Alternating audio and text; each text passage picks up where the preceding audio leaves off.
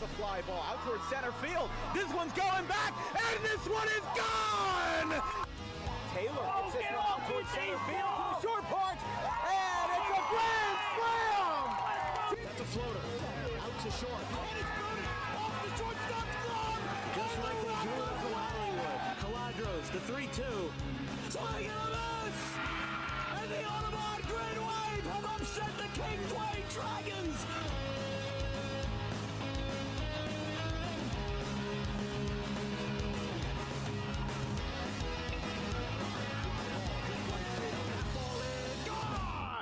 Grant Fournier, two-run shot to right.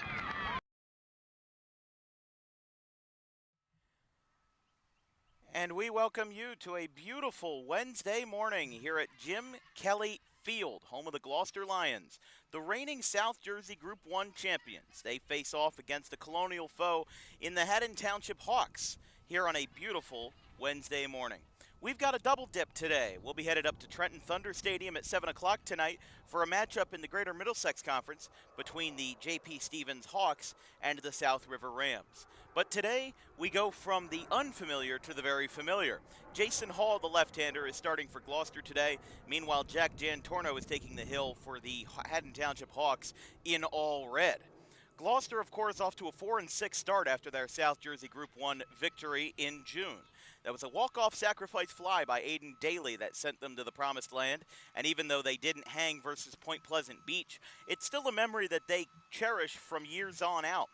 Of course, this will be the second season for Gloucester, or I should say their first season since the title, but their first as well in South Jersey Group 2, as they barely crossed the threshold to get into the South Jersey Group 2 bracket, which right now has yielded them a 4-6 record after graduating a huge senior class, including Seth McCormick, who's currently over at Salem Community College. Meanwhile, for Haddon Township, well, they're 2-8. They lost in the hometown William Rohrer tournament to Shalleck and Cherry Hill West, and now they're going to find a way to get back on their feet. They're 2-8, 2-1 in the Colonial Patriots, so this is only their fourth divisional game this season, and they've still got to play Gloucester one more time. But they started out with losses to Collingswood and Overbrook, and then lost to Sterling, Audubon, and Pittman. Their first win of the season was versus Paulsboro, and then the other is versus Gateway back on April the 15th. We will bring you to our main board as we're going to introduce our starting pitcher for the Lions today, Mr. Jason Hall. We've seen Hall in the batter's box before. He drove in 3 RBIs back in the Thank You Classic versus Kings Christian back in April of 2024. But today will be a little different. The left-hander with a 1.33 ERA has already picked up 32 strikeouts on the campaign in 26 1/3 innings. He's got 5 earned runs, 9 walks, and, as we said before, 32 strikeouts. And lefties come at a dime a dozen here in South Jersey. If you are able to pick up a very good left-hander through any means, they're going to be good. Look at Luke Wood out of Pennsville, Luke Rogers out of Holy Cross, and a handful of other ones that, kind of slip our tongue here in South Jersey. But Jason Hall is one of them. He doesn't dazzle you with velocity, but he does paint the zone very well, as evidenced by only his 9 walks in 26 1/3 innings. Let's take a look at what Haddon Township's got in store with their starting lineup, brought to you by Harper Driving School. For Nick Delgazzo and the Haddon Township Hawks today, they're going to lead it off with Eamon Sheehan at short. Cam Spencer is the center fielder, batting second. Colin Feely is at third, batting in the third spot. Jack Jantorno, in a typical Group 1 fashion, is the pitcher, batting cleanup. Tyler DeCastro is the second baseman, batting fifth. Kirby Rice is the first baseman, batting sixth. Brandon Camulda behind the dish is the 7th slot. Jonah Sunkett is in left, batting in the 8th spot. And then Chase Machini is the second baseman, rounding out the order. Or I should say, I apologize, the right fielder, rounding out the order for the Haddon Township Hawks. Jason Hall getting the start for the Gloucester Lions today, the reigning South Jersey Group 1 champions. They're off to a 4-6 start this year. They started off not in the best predicament, but they found themselves in the win column early. And one of the best things that Gloucester could have done this year was really capitalizing on any mistakes that they made last year. And yes, sectional champions, they do still make mistakes. Gloucester, even though, in the seed that they were at, they made it very far. And they started off the season 1-4. They won versus CCTS, but then lost 4 in a row to Haddonfield, Sterling, Haddon Heights, and Woodstown. However, after a sweep on Saturday in the Jim Kelly tournament, they lost 7-0 to West Deptford just yesterday. Jason Hall is the starting pitcher for this afternoon or this morning's contest here at Jim Kelly Field. The left-hander kicks and is set, and the first pitch of the ball game is right down the pipe for strike one. Don't get much better of a start than that. In a lefty-lefty matchup to start off this Wednesday morning Colonial bout. 0-1. Another one catches the plate, 0-2. Gloucester lining up with an infield of Anthony Struzula behind the dish, Gavin Zane at first, Nico Howard at second, the freshman quarterback Kevin Bolden at short, and then at third base, the hot corner Joey Kwiatkowski. Fouled down the left field line. Still 0-2. To the left-hander Eamon Sheehan, who also was a star guard for Haddon Township and Coach McNamara, as Haddon Township made the South Jersey Group 1 sectional final in boys basketball, losing to Woodbury.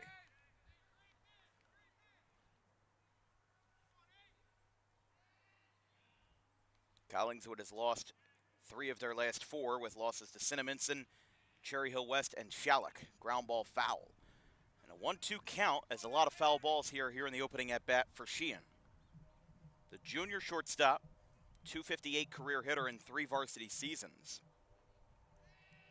This is career at bat number 160. He's had 5 extra base hits, 24 walks, and 18 stolen bases in his career. .281 hitter this year, 9 for 32. Time called at the plate. 20 career RBIs, 41 hits. This year put up a 3-hit performance in a 9-6 win over Paulsboro early in the season. They will say that he went around. That's strike 3, and Sheehan is retired for out number 1.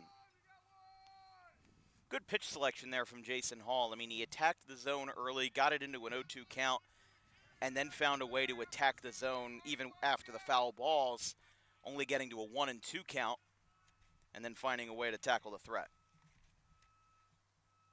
That pitch is down below the zone.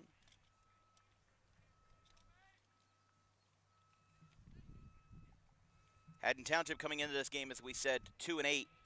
Their 2 wins over colonial opponents this year in their own division, Gateway and Paulsboro. Gateway being their most recent win. This is Cam Spencer, junior center fielder. 167 hitter this year and a 194 career hitter. Had a multi-hit game versus Shallock in the 8-2 loss in the final round of the William Rohrer tournament. Strike called. 2-1.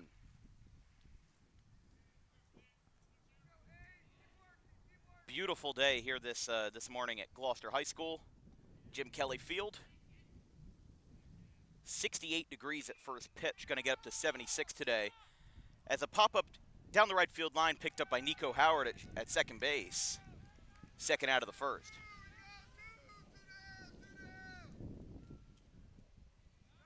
Two outs now here in the first. As Haddon Township bats their 3-man. First 3 for Gloucester this afternoon. Russell Medler, Keegan Cohan, and pitcher Jason Hall. Very prototypical Group 1 lineups. Both pitchers are batting in the 3 and 4 spots. Although we got to see that in Group 4 earlier this year with Rancocas Valley.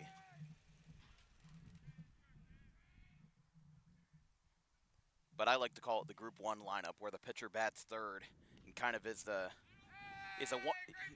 kind of a jack of all trades, if you will. Count is 1-1.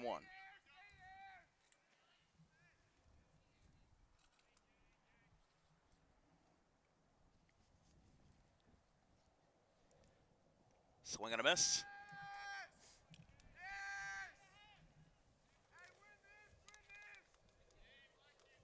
One ball, 2 strikes. Not sure if John Pfeffer in center field is going to have a voice by the end of the game, but he's rolling early. Here's the 1-2 from the left-hander Hall. That one's down. I think the big thing for Haddon Township coming into this game at 2-8 is I think that they are going to want to emphasize getting on base early and just finding a way to make contact with the ball. Hall isn't throwing, upper 80s, low 90s, but they've got to find a way to make some solid contact. They don't have to do too much with the ball. Home runs have been up this year. Over 60% of South Jersey teams have 3 or more home runs this season. Last year, that was only 37% had 3 home runs or more in the month of April. So I don't know if it's just been because the weather has been nicer, or if it's because the days that we have had pleasant baseball have been very windy. I'm not sure. Could be a multitude of things. Here's the 3-2. Laced foul over towards the warehouse. Back behind the dish, and the count is still 3-2 to the center, to the third baseman, Colin Feely. Jack Jantorno, the pitcher, will bat next if the inning continues. Hall is ready and delivers. That one's outside, and working from a 1-2 count, Haddon Township has their first base runner of the morning, and it'll be Colin Feely. So here's Jantorno. This is always a tough situation for a pitcher, because if Jantorno gets out here, or even if he gets on the bases, well, guess what? He's got to go right back to the dugout and get his glove and go back out to the mound, especially in the first inning. Sometimes that can mess with your psyche a little bit, because pickoff move from Hall, not in time. But Jantorno, the cleanup man here for the Hawks today in their bright red uniforms. Believe these are brand new for this season. A couple of Colonial teams made changes. Haddon Field introduced a handful of new jerseys. Gloucester staying with the same ones that I remember from when I first started covering them in 2022. Believe West Deptford made a couple of changes, made their jerseys a little bit brighter of a green. Strike called. 1 ball, 1 strike to Jantorno.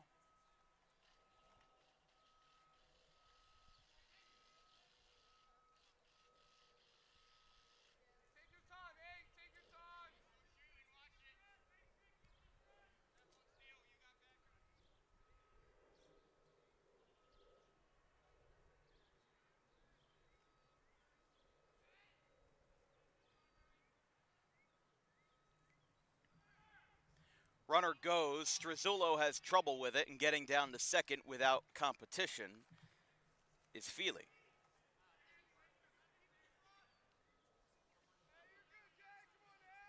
Don't forget, later on tonight, we'll be at the Trenton Thunder Ballpark for a matchup in the Greater Middlesex Conference between the J.P. Stevens Hawks and the South River Rams. 7 o'clock first pitch. Swing and a miss on a fastball inside. And it's 2-2.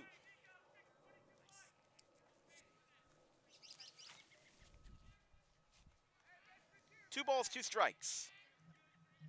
Jantorno working with a runner on second, and Hall looking to get out of it. Here's the 2-2 outside. Strazzullo valiantly attempted the frame, but couldn't get that one to go. Number 5 hitter for Haddon Township, Tyler DeCastro, will be next. Here's the pitch. That one is down. We're going to have back-to-back free passes after relatively good starts to at-bats, as Jason Hall picks up his 10th and 11th walks of the year. This will bring up Tyler DeCastro. So 2 runners on for Haddon Township. Makes kind of an interesting situation, because Haddon Township has, even without any hits, has worked Jason Hall's pitch count way up. Had a full count in the first with Eamon Sheehan. Had a decent at-bat with Cam Spencer as well. Feely worked the count full. Jantorno worked the count full as well, and now he starts this at-bat with DeCastro off to a 1-0 count. You also have to think for the Gloucester hitters as well. They're going to be standing in the field for a little while, and if Haddon Township is going to get runs across in the most grueling way possible, well, they're going to grind you out to the bone. Strike called at the letters. A little bit high on our end, and it's 1-1. Gloucester, as we said, started off their season with a 19-1 win over CCTS. They had a rematch in South Jersey Group 1 versus Woodstown. That was their championship matchup last year. We lost that game 4-2. And then beat Salem and Triton in the Jim Kelly tournament. to win their home field tournament for the third year in a row. Here's the 1-2. This one's laced out towards left center field. This is going to be diving and in for a catch. Making the play out there to retire the side. How do you do? Gloucester comes down with it thanks to the efforts from Mason Widman, the football running back, and apparently the star baseball outfielder as well. Haddon Township leaves 2 runners on, and they bring 5 to the plate, but they do bring Jason Hall's pitch count way up. We go to the bottom half of the first, no score.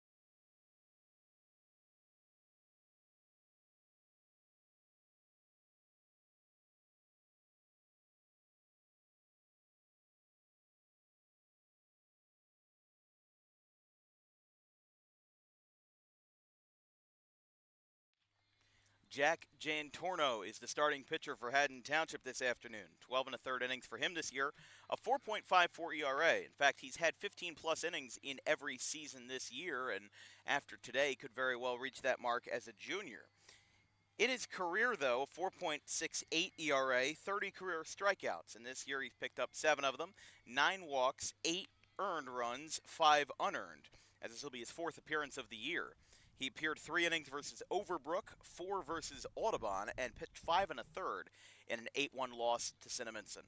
Leading off for Gloucester will be Russell Medler. Let's take a look at what the reigning South Jersey Group 1 champions have in store, brought to you by Harper Driving School.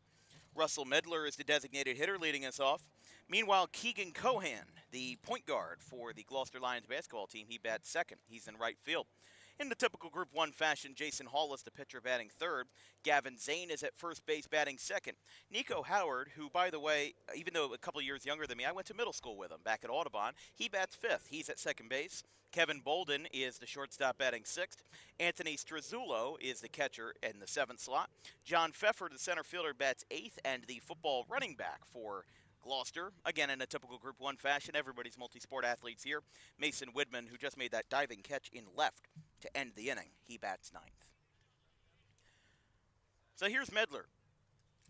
Medler has made a big impact for this Gloucester team and was one of the youngsters that helped the Lions to their first sectional championship in 50 years, winning in 1974 and 2024. That one's down, and the Gloucester dugout reacts accordingly. It's 1-0. Medler was the tournament MVP in the Joe Lang tournament back in 2023. That was the first big tournament that we covered outside of Audubon. Gloucester won their first game over Glassboro that year and then beat Pittman 8-3 to win the title. We'll be at the first round of the Joe Lang this year, as there's a swing and a miss. 1 ball, 2 strikes to Medler. Picking up the DH position today, Joey Kwiatkowski is the third baseman who will be fielding in his place. 1 ball, 2 strikes from Jan Torno. Fastball, fouled back.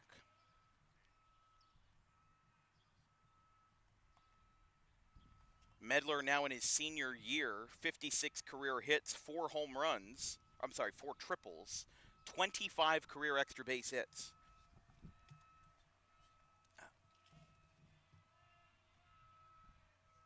Oh, you closed it.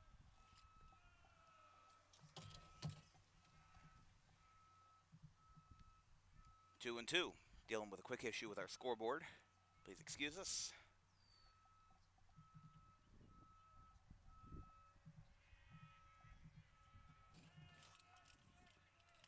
Two balls, 2 strikes. Another one ripped foul. Off the bat of Medlar. Medlar, Cohan, and Hall. First 3 for the Lions. As well, the first inning was a strenuous one for Jason Hall as he got up over 20 pitches. And well, Gloucester's looking to outduel them by doing the same to Jack Jantorno. That one is low. Count is 3-2. Haddon Township sent 5 men to the plate in the first.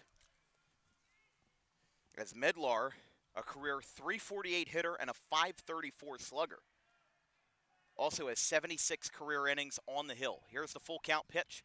Grounded out to third, but now that one's foul. This is going to be pitch number 8 of the at-bat.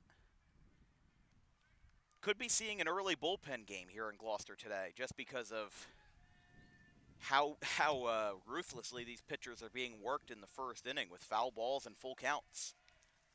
3-2. That one is high, and that's a free pass to Medlar.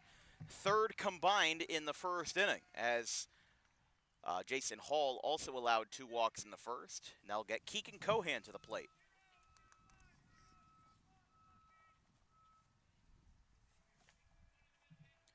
Cohan, a very good friend of the show,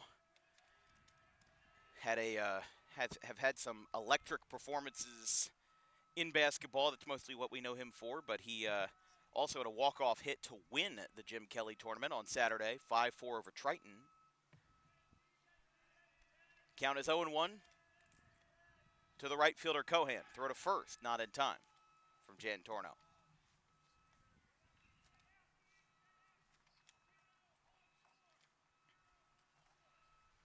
I mean, today like this is one of those days that I wish summer was like this all the time. It's a foul ball, 0-2. Like, people say that summer is their best season or their favorite season. When it's 99 degrees out, no, I don't like that. I like days like this. It's not too hot, it's not too cold. People can kind of frolic and do whatever they want, and creates for an excellent atmosphere. Cohan strikes out looking for the first out of the first. So Medlar remains on first, and they'll bring up the pitcher, Jason Hall. First K for Jan Torno.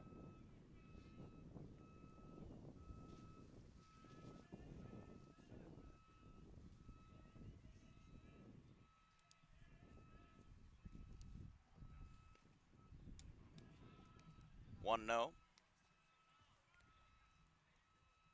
There's some construction going on behind Gloucester High School with that scissor lift. That might be annoying all day, but we live with it. 1 ball, no strikes to the left-hander Hall. Laces this one into left center field for a base hit. This one's picked up, and that'll get 2 runners on as Jason Hall contributes with a single.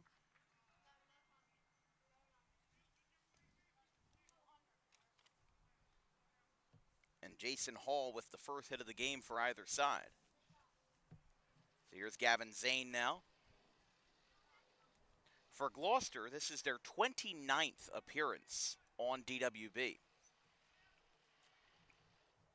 The most out of any school outside of my alma mater, Audubon.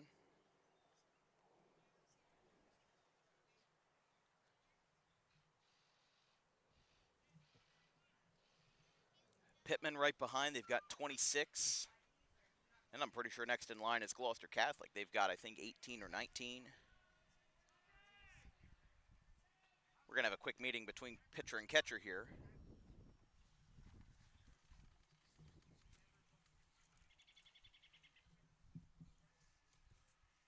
Gloucester, of course, in their 2024 sectional championship run, beating Woodstown along the way in their sectional championship, which we were here for. Little dribbler, or little pop-up rather, out to shallow right field. It's picked up. Out number 2.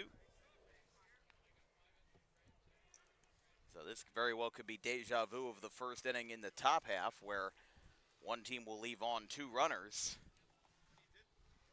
But Howard is the batter now.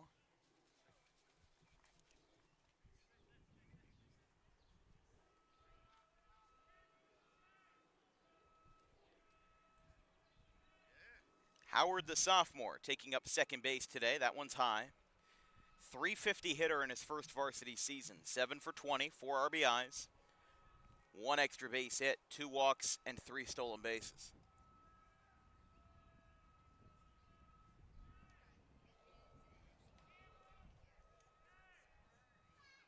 One ball, no strikes. Howard takes inside. 2-0. Howard will be followed by Kevin Bolden, the shortstop, also the varsity quarterback for Gloucester in the 2 games we covered with them this year versus Lower Cape May and Shallock. There's a strike. 2 balls, no strikes.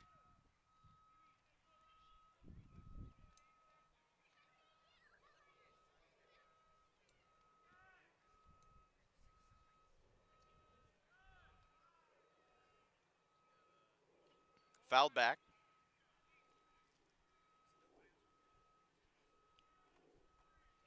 Count is 2 balls, 2 strikes. Top half of the second for Haddon Township will be 6, 7, and 8. Kirby Rice, Brandon Kamulda, and Jonah Sunkett.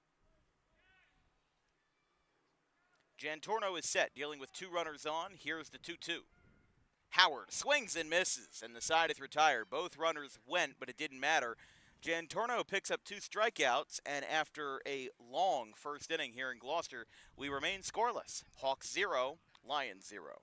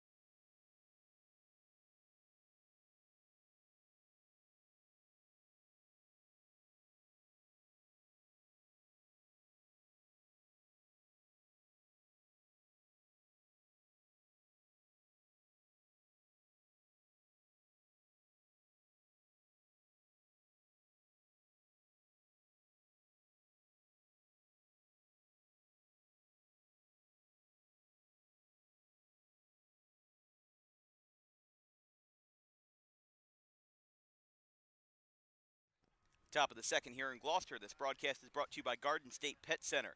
Keep your pet happy and healthy with the most organic food products available in South Jersey, along with toys, cages, accessories, and much, much more. Visit today or anytime, 7 days a week at 226 South Whitehorse Pike in Audubon. And also, if you or somebody who knows is a small business owner who's interested in advertising with DWB, you can send me an email with an advertising inquiry at thedanwilkinsshow@gmail.com. This one is popped up right field side on the first pitch. It will drop for a fair ball. 3 guys went for the same real estate, Zane, Cohan, and Howard. None of them came up with it. I think they were maybe hoping to see if it landed foul, but no luck on that. And that'll be a base hit to start the second. I wouldn't really call that a blunder by any means. I think that just all 3 of them were thinking that it was going to land foul. And at the same time, though, I think that they have to be a little bit more, high energy in getting to that play. I mean, if somebody's going to catch it, if the ball is catchable, somebody's got to get it. I'm not saying that you have to dive for it, but all 3 of them basically just stopped. And I think in that situation, especially now with a runner on first, if a ball's close like that, just go ahead and make the play. Strike called. To the number 7 man for Haddon Township, Brandon Comolda, after the base hit by Rice. Haddon Township had 2 walks in the first inning, did not score. Little pickoff move by Hall is not in time. Comolda, the catcher. He'll be followed by Tyler Sunkett and Chase Machini. Here's the 0-1 from Hall, inside, 1-1.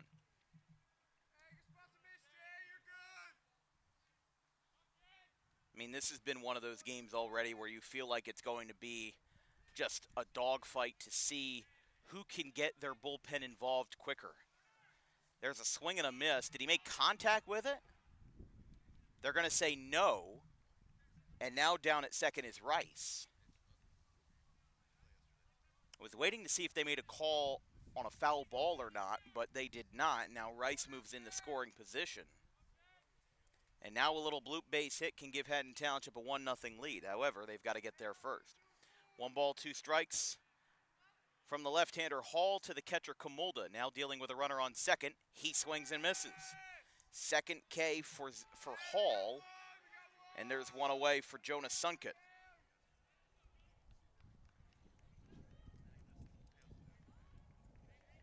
I mean, when you're dealing with 2 teams that are under 500, some of the things you have to think about is, how does this affect you in power points? Because right now the Colonial Conference is a little bit of a mess. I mean, Sterling has won 10 straight games above all odds. As there's a ground ball, that's going to skip in the right field for a base hit. Cohan's going to pick it up. It's going to go right under his glove. Scoring will be Rice. On his horse, down to second, now going to third. Delgazo's got the green light. Sliding in the third safely is Jonas Sunkett, as he'll have a single and 2 bases on an error. 1-0 Haddon Township. Ball just went right under his glove. And Haddon Township takes full advantage as they bring a runner to third, and an infield meeting will commence here after that. So Rice came in to score, and Jonas Sunkett will get credited with a single E9 to make it 1-0 Haddon Township.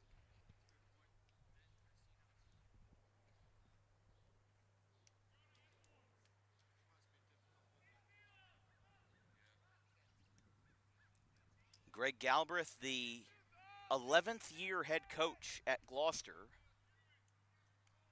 telling his infield to go to the edge of the infield. He took over for former coach John Oler, who's now at West Deptford, spent 1 year here in 2013. Galbraith came along in 2014.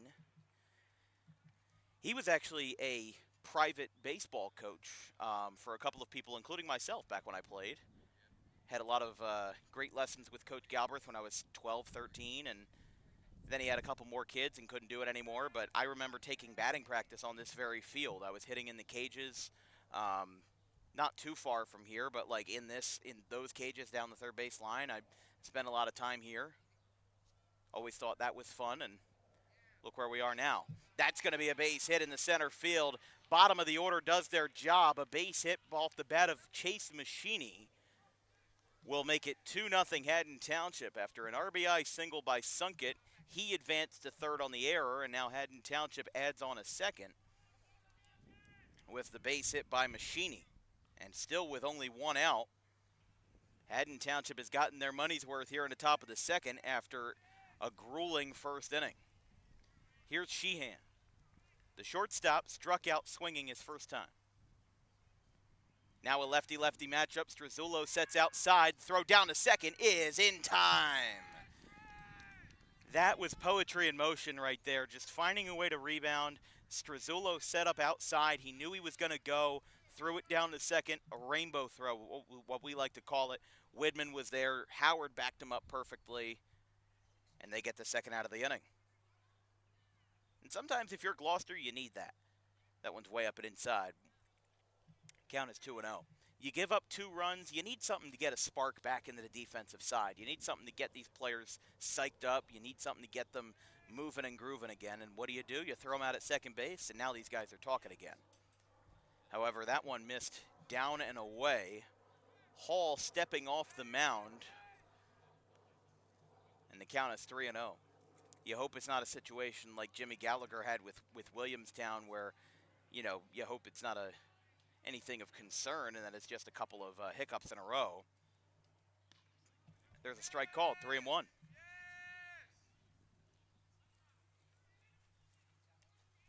Three balls and 1 strike. 2 down in the second. Laced foul. Count will be full now. Gloucester will bat. Let's see here. They're going to have, looks like 6, 7, and 8. Bolden, Strazzullo, and Pfeffer. 3-2. Off the end of the bat, grounded out to second base. Howard is there. Can he beat him out? He is out at first base. Just by a step as Howard makes a good play, but barely in enough time. Haddon Township gets 2 runs on the board thanks to 2 RBI singles from Jonas Sunkett and Chase Machini. Bottom of the order doing their job. We go to the bottom half of the second here at Jim Kelly Field. 2-0 Haddon Township.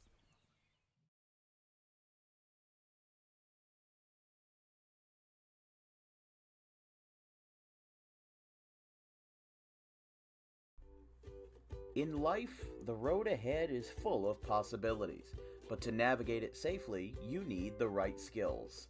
Harper Driving School is the premier driving school serving Gloucester, Salem, and Camden counties. With experienced instructors, many of whom are teachers in local schools, we are dedicated to your success and will help you master the road with confidence. With an over 95% success rate of students passing their road test on their first try, you know your student will be in good hands while embarking on a huge step of their young adult lives, all while avoiding the lines at the DMV and getting insurance discounts. We chose Harper, and so should you.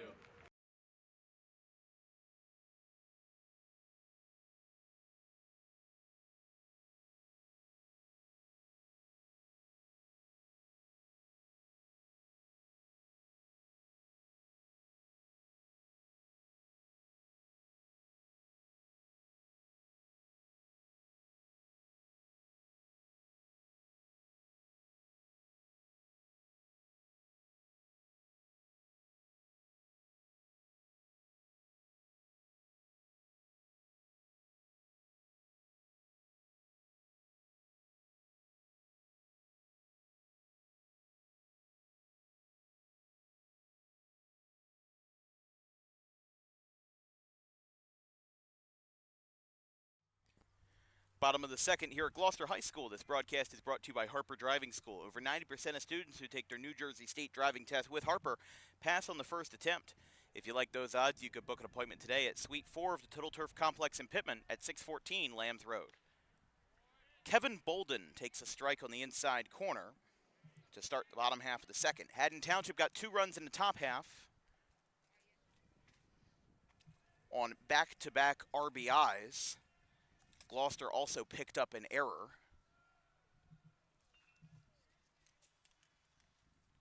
One ball, 1 strike. Bolden, Strazzullo, and Pfeffer.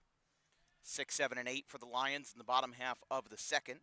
They brought 2 runners on a Medler walk and a Hall single, but nothing more. And 2 strikeouts for Jan Torno. That ball gets hit to the chain link fence behind the plate, and it's 1-2. Of course, Gloucester High School just off of Route 130. Very easy drive for the Dan Wilkins Broadcasting crew. Easier than other drives in South Jersey. Always love going here. There's a ground ball out towards short, picked up by Sheehan. Shuffles to the left, and the throw to first is in time. And the nimble and quick Bolden is retired for the first out of the second. I'll bring up Struzzulo, the catcher. Yeah, Haddon Township already has the early edge. They've attacked Hall, the left-hander, early and have shown that they're not afraid to face the left-hander, even with a couple of southpaws in their lineup themselves. So if they can have their defense back them up, then I think that they'll be pretty good for the time being. But Gloucester has to find a way to hit Jan Torno well and hit the ball into the air. There's a strike, 0-1. I mean, the philosophy is if you put the ball in play, good things will happen. But if you have a good defense opposing you, sometimes good things don't happen if you put the ball in play.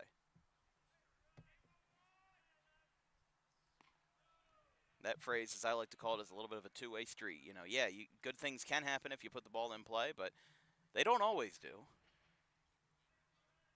There's a right-hander warming up in the bullpen for Gloucester. That is number 9, Gavin Zane. So he could move from first base to the mound. We were talking about earlier the fact that both of these pitchers have or will have very high pitch counts.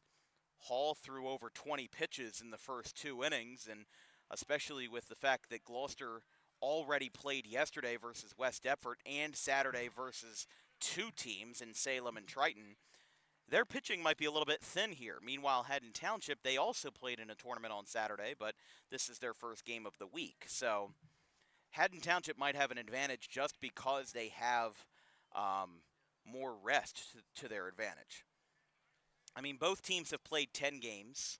Gloucester 4-6, Haddon Township 2-8. So everybody's pretty much on the same pace. Everybody's played 10 games. They've played a handful in their conference. Like we said, this is only the 4th division game for Haddon Township this year in the Colonial Patriot. Count is 1-0, though, to the center fielder, John Pfeffer. But with 2 outs in the bottom half of the second inning, Zane might not get that much time in the pen to warm up. 2-0 is the count. The 9-hole hitter, Mason Woodman, the left fielder, is next, if the inning continues.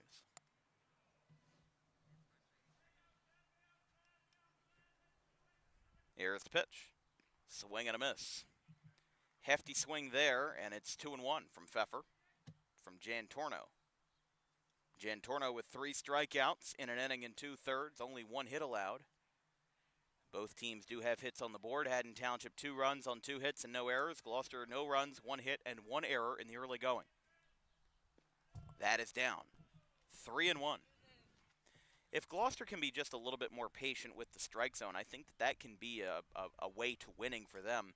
You know, they've already picked up a walk in the first inning, and, well, Jason Hall himself has already thrown 3 walks in this one. So the more that they can take advantage of, you know, kind of working through the at-bat instead of trying to get it over as early as possible.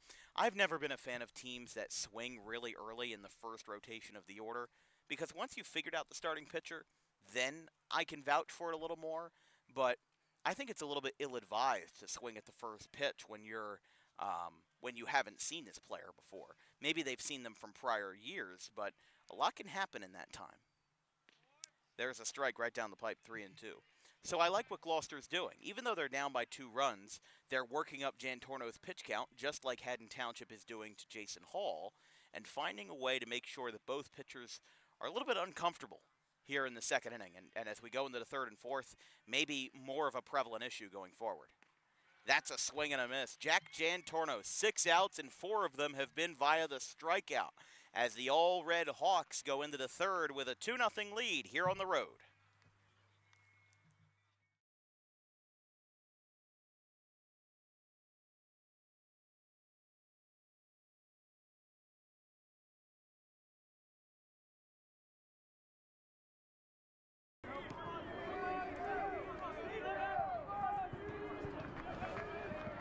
Ryan Nutley, who has 3 RBIs so far, is up on deck as here's a fly ball at the center field, going back to the wall. It is gone! 3-run home run, Steve Schaefer.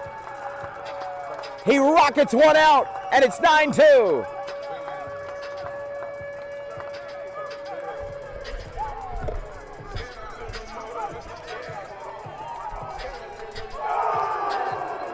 first home run for Schaefer this year, the second hit at home by a Scarlet Raptor.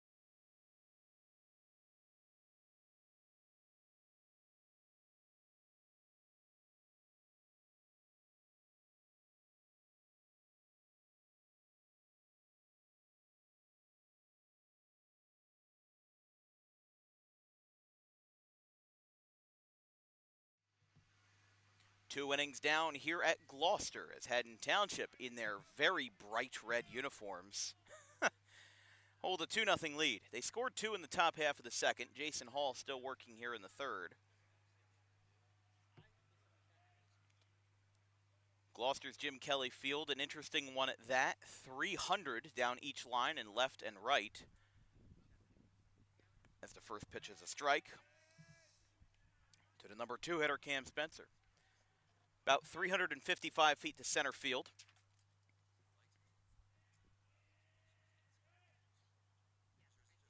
And that one's inside. 1-1.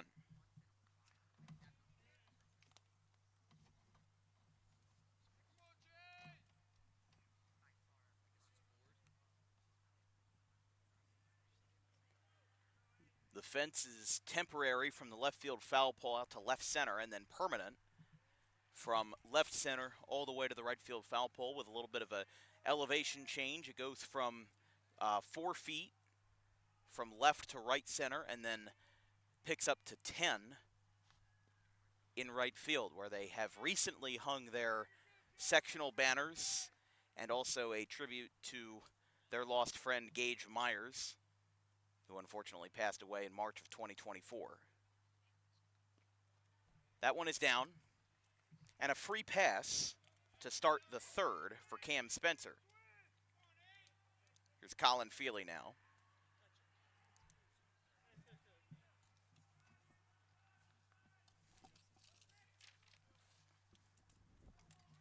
Feely walked in his first at-bat. Hall, after coming into this game with only 9 walks through 26 innings, has already picked up 4 on the day. Pickoff throw to first, not in time. In high school, that's one of the biggest advantages you can have as a lefty starter, is that pickoff move. A lot of guys aren't used to it. I mean, a lot of teams in South Jersey are lucky to carry one left-hander on their squad. Walker Batavio out of Woodstown. Like we said, Luke Wood out of Pennsville. He's up to 92 this year. He's an uncommitted left-hander. Luke Rogers out of Holy Cross, who I believe is headed to Valley Forge over in Pennsylvania. Division 3, and the 1-0. There's a strike called. Of course, some of their Gloucester alums have done well for themselves as well. Seth McCormick batting over 400 this year at Salem Community College. Seth McCormick has 3 career homers on Dan Wilkins Broadcasting. On our network specifically, he hit one in 2022. Hit one in 2023 on Senior Day versus Pennsgrove, and then did it again in the state semifinal versus Point Pleasant Beach, excuse me. There's Point Pleasant Beach and Point Pleasant Borough. One is a Group 2 and one is a Group 1. One is the Panthers and the other is the Garnet Gulls, which I think is a much more creative name, if you ask me. Hall looks over at first. Still taking a couple glances over there. Now fires down. 3-1. It's funny that we've covered Point Pleasant Beach twice, and both times have been in state semifinals. One was a girls soccer state semifinal back in 23, and then another was last year with I think it was 23 versus Audubon, and then saw them again versus Gloucester. I apologize. Count is now 3-1. To the number 3 hitter, Colin Feely. They're going to throw back to first. I mean, that lefty pickoff move, that is the magnum opus of a left-handed starting pitcher, especially in a program like this. Here's the 3-1. That is downstairs. Feely walks for the second time today, and that is the 5th walk surrendered by Hall. I mean, hey, if you're holding Haddon Township accountable, that's one thing, but with 2 runs on the board, some defensive miscues in the field, and again, these infielders are going to talk it over. Gavin Zane was warming up in the pen, so we would assume he would be next in line. Zane has been a big relief piece for Gloucester in 2025.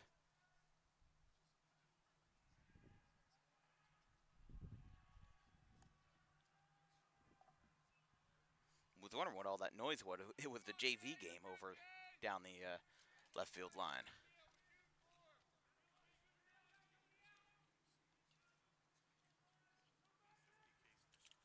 I've always wanted to cover a JV game just for not for entertainment purposes, but more for the aspect of getting those kids some film. Because, I mean, listen, I mean those JV kids are such resilient ball players, just for the sense that a lot of them are just playing for the love of the game. Some of these kids that are being heavily recruited by universities, they have been playing varsity since their freshman year, and there's some programs where you've got to earn it. You know, I've seen some programs where no matter what, no matter how good you think you are, no matter how good you are, you're going to spend a couple games in JV to make sure that, you know, you don't have those character flaws when you play the game. You don't have those, you know, miscues or maybe fundamental issues that maybe stats or otherwise would overlook. And I like that philosophy. It's kind of like when a major league ball player goes down to the minor leagues for a rehab assignment, just like with what Ranger Suarez is doing with the Phillies. Gavin Zane, on the bunt attempts, has almost been standing over home plate, which I guess is a good thing. But Jan Torno looking to move both runners over here with nobody out in the top of the 3rd. And the 2-1, he'll step off and kind of fake a throw to second. You can hear those numbers from the dugout. Gloucester calling their pitches from the dugout with Coach Greg Galbraith and assistant coach Stephen Massaro. That's what the Miami Marlins have been doing in all minor league developmental levels, is that they have turned all of the pitch calling to the dugout. I was listening to a podcast with A.J. Przinski, and he expressed his displeasure for it. That's going to be ball 4. That is 3 straight walks, and the bases are loaded for Haddon Township and Tyler DeCastro, as Jan Torno walks for the second time today. But listening to that podcast, it looks like Greg Galbraith is going to come out. One of the things that he spoke out against in terms of pitchers and catchers not calling the game is that the coach doesn't know the pitcher like the catcher knows the pitcher. I mean, think about it this way. You know, there was a time where, you know, before the pitch comm, you had to have all those fancy symbols and all those fancy signs, and the way that it was that it was a line of communication between the pitcher and the catcher. And the catcher knows if the pitcher's curveball is working well for him today, and he knows if the spin is higher on their curveballs. They know if their velocity is lower on the fastballs. The coach sitting in the dugout might not see that. Now, at a high school level, I think that it's acceptable just to kind of, you know, show those fundamental lessons between pitcher and catcher. But I don't think that it's something that should be used at the major leagues like the Miami Marlins are doing. Gavin Zane will be the new pitcher for the Lions, as Jason Hall and Zane will do a 1-for-1 swap. Hall will move to first base, and Zane will move to the mound. With nobody out in the top of the 3rd and 7 walks on the day, Hall is done on the mound. We'll be right back. 2-0 Haddon Township.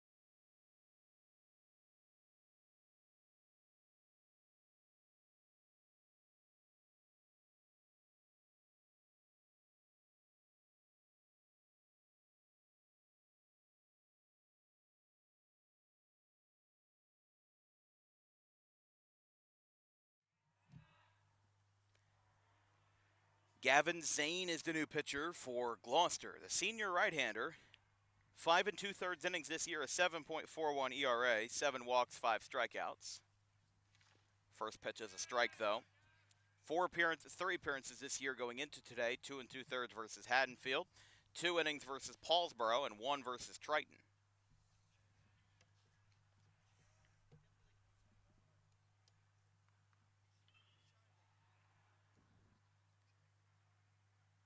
Ground ball out toward third base, throwing home. Struzzulo gets the out. Everybody moves up 90 feet, and it will be a fielder's choice. No run comes in, and a good play at third by Kwiatkowski will be the first out. That's a great way to rebound. 3 straight walks, and you respond with a play that prevents a run from being scored. I like that. I like that a lot from Zane. I like that pitch selection, and now DeCastro grounds out in what's going to be called a 5-2 fielder's choice. I didn't know if they'd be able to make that play, so I like the fact that they're able to execute it. And now you've got Kirby Rice, who singled in his first at-bat in the second. Strike called.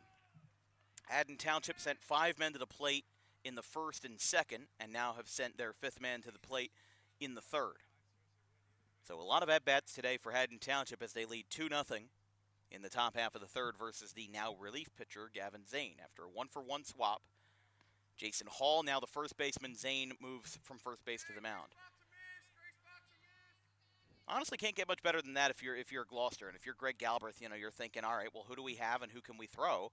You throw one of your best starters and you throw one of your best relievers, and you don't even have to sub anybody out in the field. You just do a 1-for-1 swap. A half swing hits off of the end of the fence, and it's 1-2.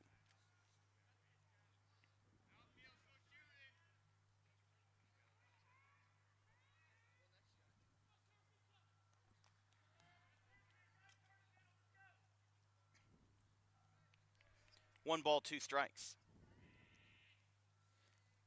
Zane is ready with the bases loaded and the corners in. Here's the 1-2.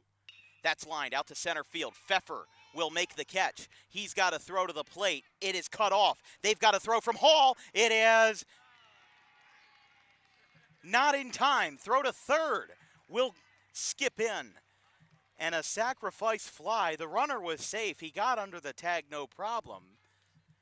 But Pfeffer makes the catch. Both runners move up, and a sacrifice fly makes it 3-0 Haddon Township.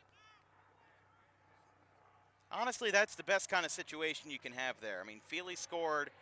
Everybody moved up. You can't be too mad at that. With the bases loaded and 1 out, you give up 1 run, you get the out. Would you rather have that, or would you rather have a 3-run double? I mean, in that situation, you're limiting the damage. They're going to appeal to third. I think they were going to see if the runner was leaving early, but that appeal was no good. And good on Gavin Zane, too, for at least checking, all available options, Can't leave any stone untouched, or any stone unturned, excuse me. 71 degrees here at Gloucester today on this Wednesday morning/afternoon here in the middle of spring break. Got a little bit lucky today because, well, it's not spring break for me, at least not anymore. Ours was at least a month and a half ago, but with no class today and no class tomorrow, had some time to take in some colonial ball as there's a strike. 1-1. The week ahead on Dan Wilkins Broadcasting, this is broadcast number 497 for Dan Wilkins Broadcasting. Our first was October 5th, 2021, and Gloucester was the first team, Gloucester and Audubon, in men's soccer, or boys soccer. Audubon won that game 6-0 in our first ever broadcast. 498 will be tonight, 7 o'clock at the Trenton Thunderball Park between the J.P. Stevens Hawks and the South River Rams. 2 teams that we've never covered before. As the 1-2 with 2 outs, he did not get him. Everybody took about 3 steps forward, but the umpire keeps them in the box, 2-2. Thursday, we will have broadcast number 499. It's a Olympic matchup between the Seneca Golden Eagles and the Paul Sixth Eagles. So we're going to have an Eagles versus Eagles matchup. As the 2-2 popped up back behind the plate, Struzzulo will watch this one go out of play. And then on Friday, we've got 2 games. The first will be number 500, Burlington Township versus Cherokee, a crossover between the BCSL and the Olympic. 11 a.m. to close out the spring break, and then 5:01 will be 6 o'clock on Friday between the Gateway Gators and the Pittman Panthers. That one's lined into center field for a base hit. That will score 1. Pfeffer's got it, fires it to the plate, cut off by Hall, and that's a 2-run single off the bat of Camulda. And you can make that 5-0 Haddon Township, as they have added on a big spot here in the third. As maybe the last thing that Gloucester wanted was to get the last of those runners home, scoring Jantorno and DeCastro to bring up Jonas Sunkett now, the left-hander.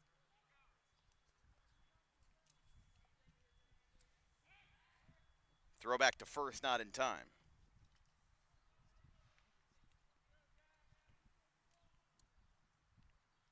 If you're just joining us, Haddon Township leads 5-0 over Gloucester. They scored 2 in the second and have now added 3 in the third. Strike called on a good call by Struzzulo there. Haddon Township now bringing their 7th batter to the plate here in the third. Another throw to first, not in time. Gloucester in the bottom half of the third will bat 9-1-2. Widman, Medler, and Cohan. That one almost hit him in the foot. He's able to skip out of the way in time. And it's 1-1. Behind us, the Gloucester track. Saw some players warming up there and working out this morning, bright and early. And then, of course, the 2-level press box that we're also used to in Gloucester. The site of one of our first major broadcasts, the WJYFL Championships, were here in 2021. Remember that weekend very well. As the count is 1-2, Zane delivers outside, 2-2. Runner on first for Haddon Township, but the slate has been mostly wiped clean as they've got 5 runs across, 3 of them in this inning. After the bases were loaded, Zane came in, and now all 3 of them have came in the score. That's a 3-2 count.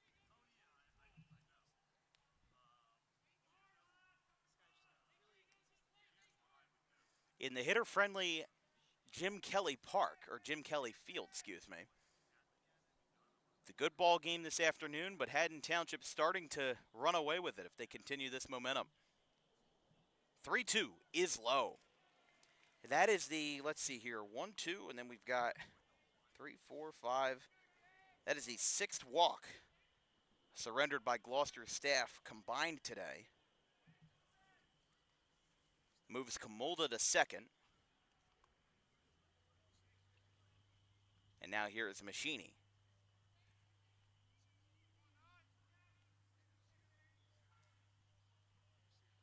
Number 9 hitter for Haddon Township. First pitch, way high. 1-0.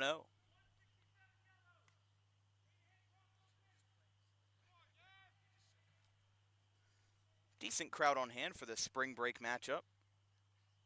I didn't think there'd be too many people here because of work. I mean, you know, people still have to do their 9-to-5s and all that while the kids are out of school. Throw back to second, not in time. A good pick back by Zane to Howard. But of course, just coming back from the Easter weekend and all of the fun stuff involved with that, and, you know, dyeing your eggs and then eating deviled eggs. At least that's what we do in our family. There's a strike called. 1-2. But for me, Easter Sunday is the start of spring. You know, it just felt like it was a little bit chilly. Easter came around, weather instantly got warmer. Same thing happened last year, too. Weather just started to go up and up the day after Easter Sunday. That one's high.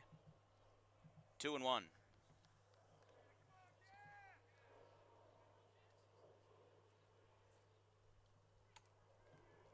Good crowd on hand for the JV game down across the way as well. A lot of lawn chairs set up over there. Another throwback to second, or at least a pump fake. 2 balls, 1 strike, and 2 outs. Haddon Township leads 5-0. They've only gotten 3 hits on the board.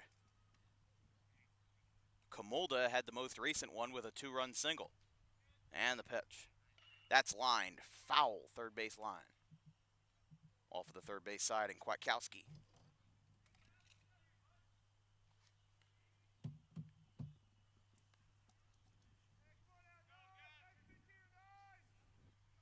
Two balls, 2 strikes, and 2 outs.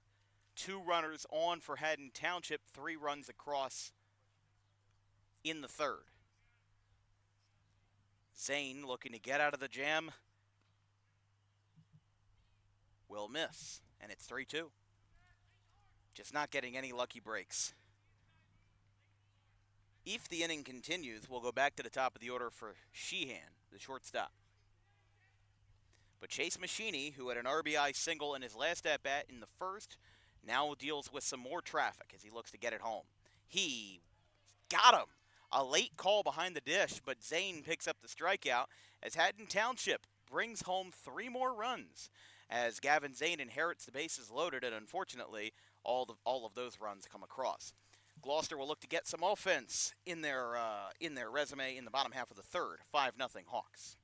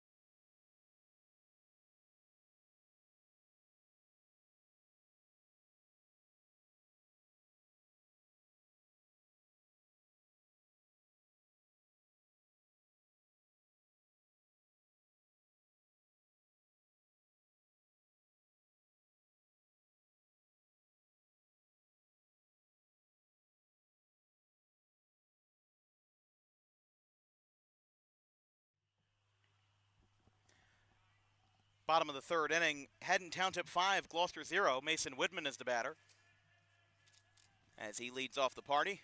After Haddon Township scored 3 runs, he bunts. This is a fair ball, and it will roll foul. 9-1-2 as Jack Jantorno back out for the third. He has 4 strikeouts. As Gloucester, even with no runs on the board, have been working up Jantorno's pitch count.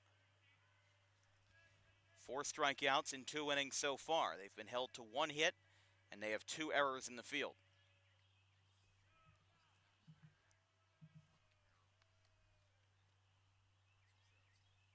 One ball, 1 strike to Widman. Widman, Medlar, and Cohan are the 9-1-2 hitters for Gloucester. So if Gloucester can turn the lineup card back over, maybe the second time around they'll figure out Jantorno a little more here. 2-1.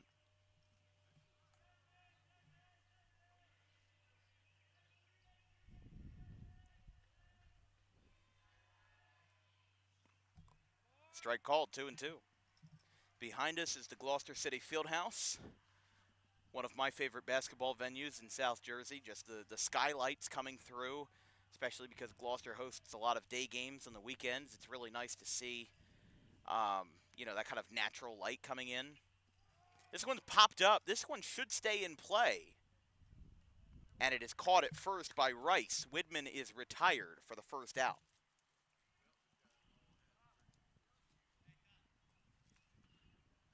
Here's Medler. Medler walked in his first plate appearance today. This broadcast is brought to you by our good friends over at Rowan College of South Jersey, Gloucester. Winners in the classroom and winners in the field. National championship contenders in fall, winter, and spring sports. You can join me in the Roadrunners today by filling out a prospective athlete form at rcroadrunners.com or visit them on social media on all platforms at rcroadrunners.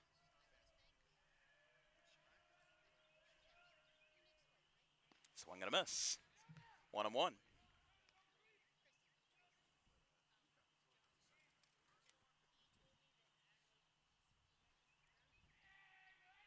One out in the bottom of the third. And the pitch. This one is hit well out towards right center field. This one's going back, and he makes the catch in center field. Cam Spencer with a great back pedal brings the play in for the second out of the third. That ball had some good wood to it. I mean, it obviously with it being a metal bat, excuse me. This is a short porch. This entire ballpark is a short porch. It's 300 down the lines. Balls can fly out of the yard here pretty easily, but with the wind being rather calm and not really giving an advantage to the hitter, Medler ended up flying out to deep center instead of getting a home run to his name. That one will miss low. For Cohan, who struck out looking his first time. As we said earlier, Cohan, a good friend of the show, a lifelong Baltimore Orioles fan. As this one's popped up, back behind the dish and out of play behind Camolda. He's got an interesting combo. I've poked fun at him before, which was he's an Orioles fan and a New England Patriots fan, which 10 years ago would have been great, but Patriots aren't doing that good now, and the Orioles are off to a slow start. I'll still go back to Camden Yards for a couple of games this year. They're cheaper than going to the Phillies.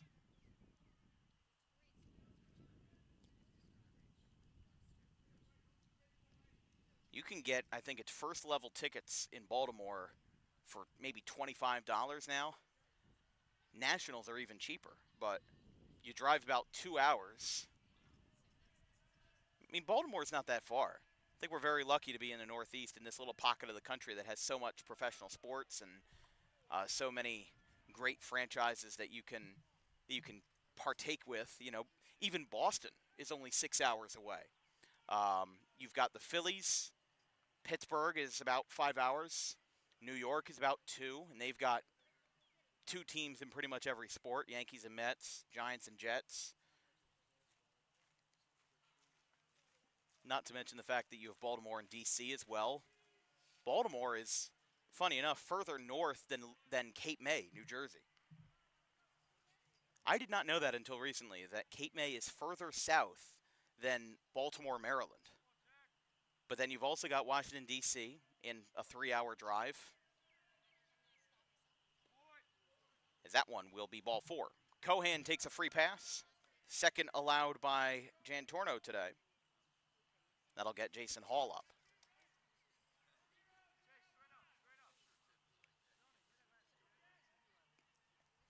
Spencer stringing the puppets along in the outfield with a straight-up command. So here's Hall. Hall singled in his first at-bat. He's credited with the only base hit that the Gloucester Lions have this afternoon. And the first pitch. Got a piece of it. Got jammed a little bit on the inside, and it's 0-1.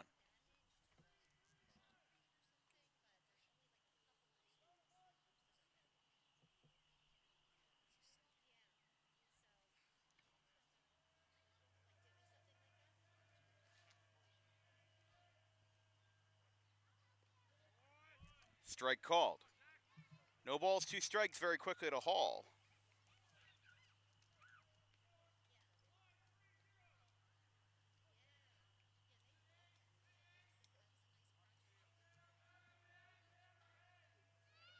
Here's the pitch. He got him. Inning over. Hall strikes out looking on 3 pitches, and Jack Jantorno still rocking and rolling. He's got 5 strikeouts, and they leave 1 runner on a Keegan Cohan walk. We're through 3 here at Jim Kelly, and it's 5-0 Haddon Township.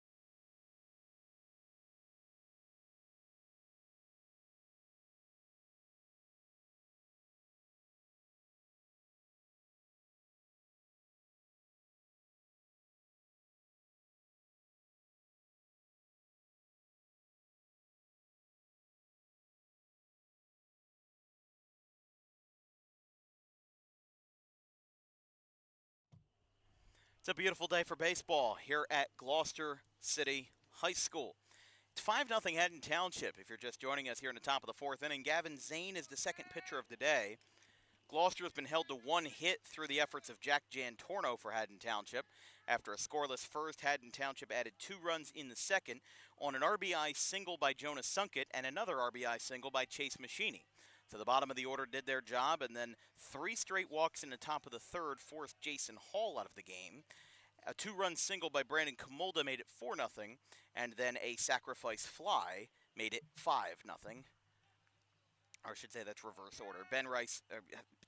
Kirby Rice had a sacrifice fly to make it 3-0. Camolda added the last 2 runs with a 2-run single. A little bit interesting today with Haddon Township. This dugout situation at Gloucester is a little bit different. It's kind of half in, half out. You've got a relatively large dugout on the side, but, well, nobody's in it. Everybody for Haddon Township is standing outside of the dugout, lined up along the fence. Hit down the left field line and foul over towards Whitman. Count is 2 balls, 1 strike to Sheehan.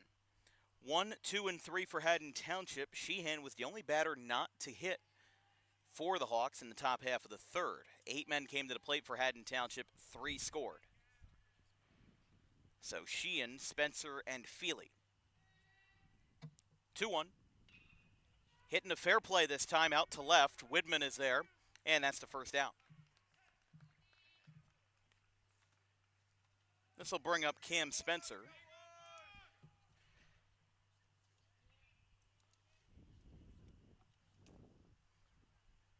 As we mentioned, we're still working on getting a game for Saturday, April 26th, but we do know that on Sunday, April 27th, we will have another new matchup on DWB. It's the Sayreville War Bombers and the Matawan Huskies in a matchup between a GMC team and a Shore Conference team at the Trenton Thunder Ballpark, 12 o'clock noon on Sunday.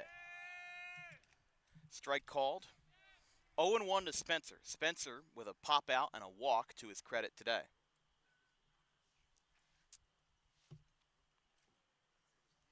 0-1 is the count. Inside.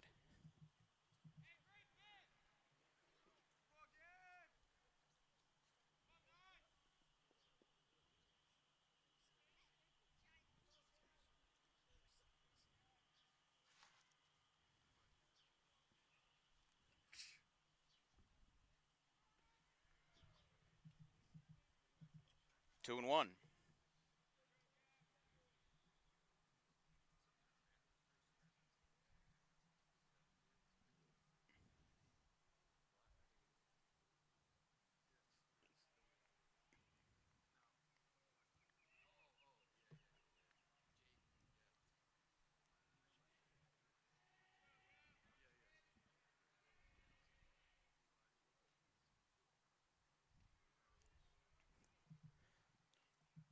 3 balls, 1 strike.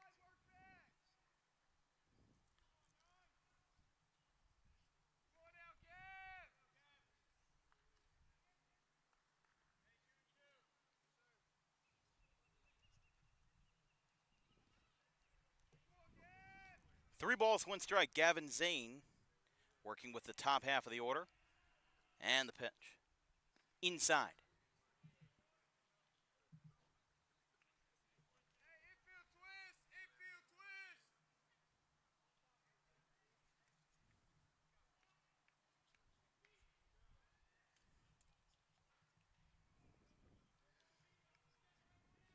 Spencer with a free pass, his second of the day.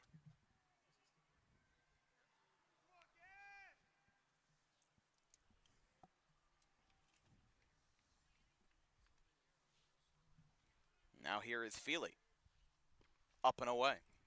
Feely has had 2 walks. Along with the man behind him in the order, Jack Jantorno, he has also walked twice. Gloucester has given up their fair share of free passes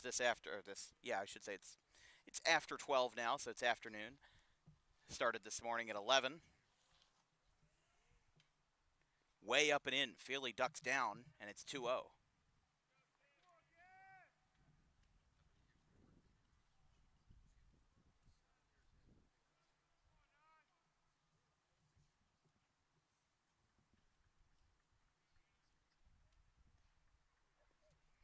That one is down. 3 balls, no strikes.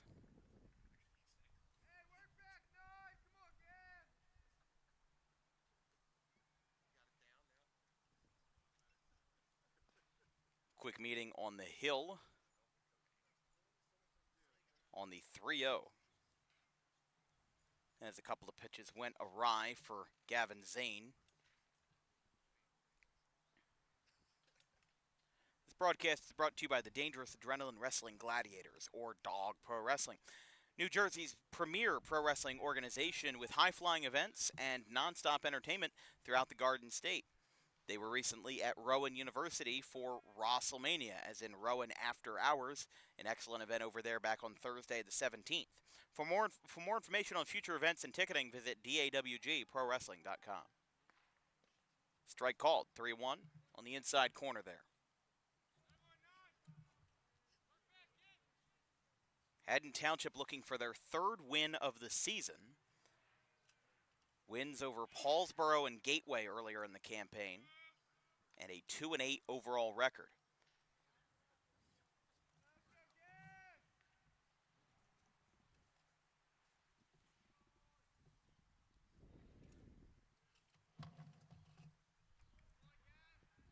Three and 2 now.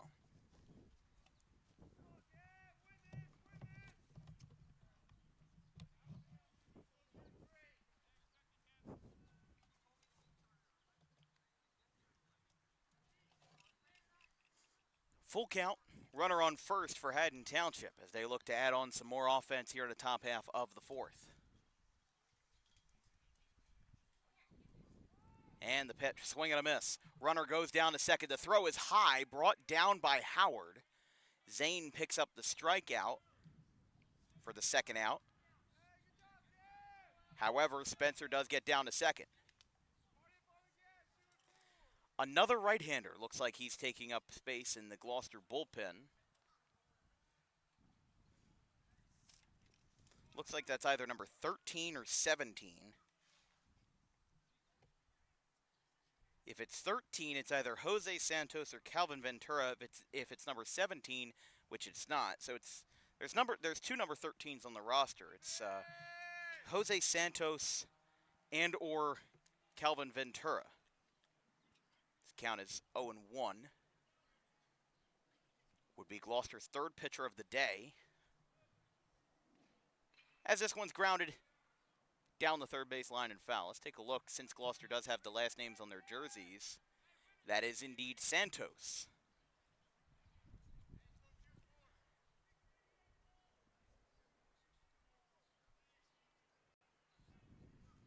No balls, 2 strikes.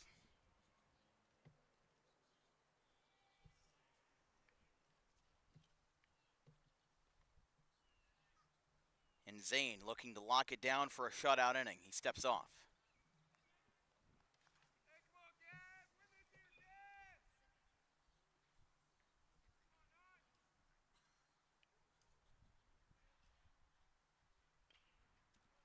Taps foul. Haddon Township led by head coach Nick Delgazzo, a 2001 grad of my alma mater, Audubon, when they won their 6th of 8 state titles. Their most recent was in 2011 and 2012. And the pitch. Inside. 1-2. Just joining us, runner on second for Haddon Township.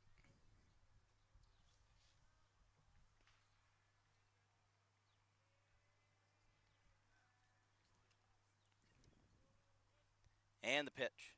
Lined right out to second, rather out to short for Mason Bolden. Sorry, Kevin Bolden. And the inning is over. I'm starting to congeal names here on the broadcast. Go to the bottom half of the fourth. Haddon Township leaves one on, but they do not score. Gloucester looking to get back into it, 5-0.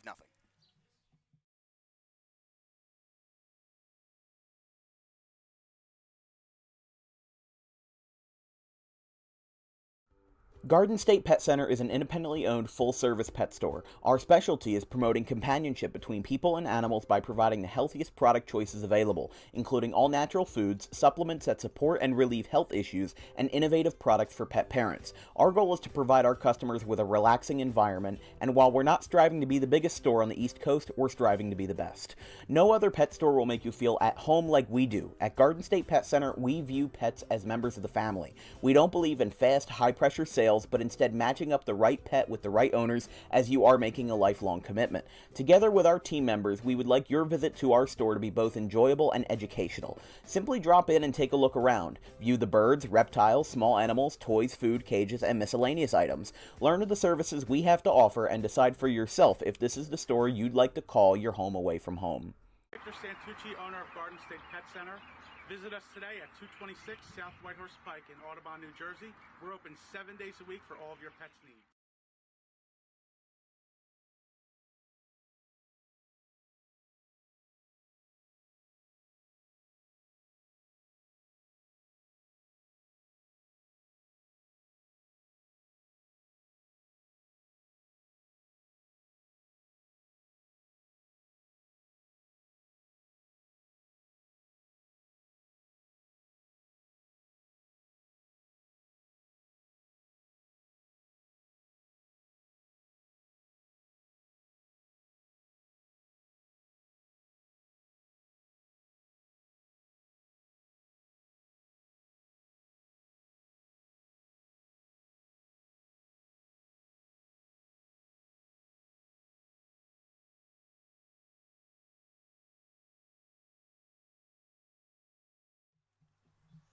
Bottom of the fourth here on Dan Wilkins Broadcasting. Haddon Township 5, Gloucester 0 with their very bright red jerseys. They are just as bright on camera as they are in person. I will tell you that. The sun has made these things very interesting. I don't know if I have seen jerseys this bright. Any shade brighter, and I think they could qualify for traffic cones. So it's interesting, though. I know last year they had a very, very nice white and red pinstripe combination. I wish they kept those. And maybe they do have those for home games. I'm not sure. But I remember Dom Franisconi, who takes photos for the Hawks and is a Rowan student. I think he's a senior there now. He's either a student or he graduated. But he's kind of like the big media guy for all and everything Haddon Township. And even he was saying, he's like, sorry, guys, I don't think I'm a fan. I don't know. This is going to take some time to get used to, especially on the road. If they're home jerseys, that's one thing. But, you know, I think there's been a lot of discussion before about, like, Major League City Connects and having the pants the same color as the jersey. The Dodgers tried that. They had blue pants and a blue jersey that just said Los Dodgers. Didn't say anything else or didn't really change any of the aspects of the jersey, and people hated it. They ditched it after one season. They brought back white pants and then ditched the entire jersey combination in 2024. Brought back something a little bit more futuristic-like. It's 3-2. Rockies ran into the same issue in their first iteration of the City Connect. They had that forest green jersey with the white top. to represent Colorado's license plates and, of course, the Rocky Mountains. There's a swing and a miss. 6 Ks for Jan Torno. As retired to start the 4th is Zane. And now here is Howard. So Howard and then Kevin Bolden, freshman. But Rockies ditched their green pants at the end of 2021, and then for the 22 and 23 seasons, might have even ran them for 4 years, if you're asking me. Or maybe they were introduced in 2022, I'm not sure. But either way, I think they were a part of that first batch of City Connects to get introduced.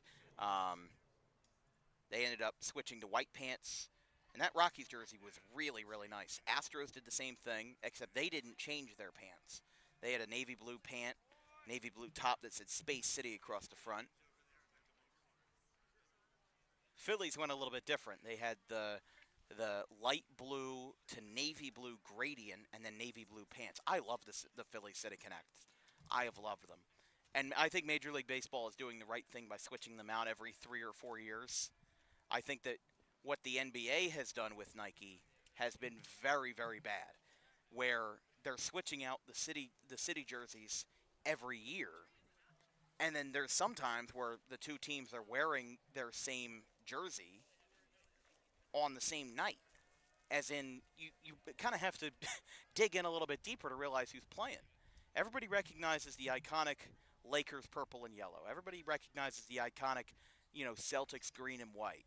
Maybe if you're a Sixers fan, same with that blue color.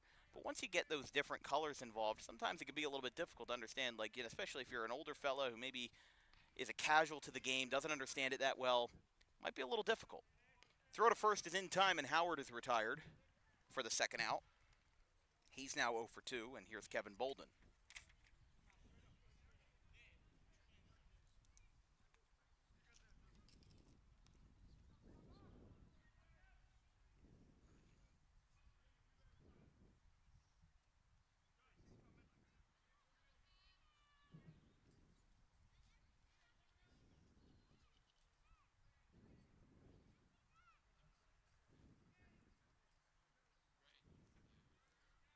First pitch to the freshman, Bolden.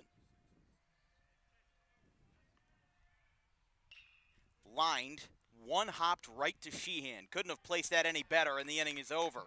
1, 2, 3, Jan Torno now through 4, as we now go to the bottom half, rather top of the 5th. We're through 4, 3 to go here in Gloucester. Haddon Township up 5-0.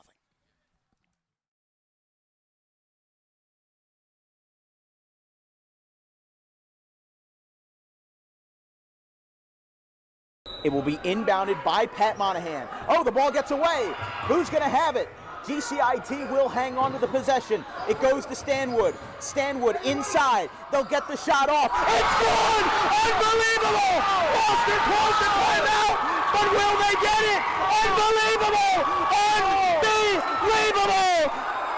A double contest shot from Hellman. Wow. Ryan James wanted the timeout, but did they get it in time?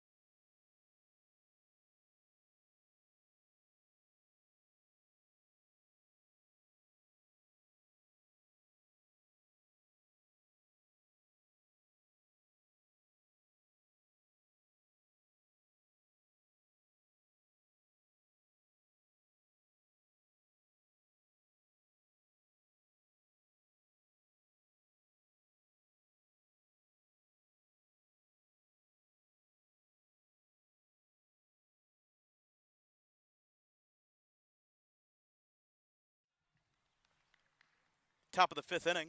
4 down here in Gloucester. Haddon Township up 5-0. just joining us, Haddon Township went scoreless in the first, added 2 runs in the top half of the second, and then added 3 more in the third, where they sent 8 batters to the plate. A relatively ho-hum 4th inning brings up DeCastro, Rice, and Camulda in the top half of the 5th, with Gavin Zane in his 3rd inning of relief. First pitch to DeCastro, lined, foul, look out. That ball nearly hit the third base coach Delgado down there.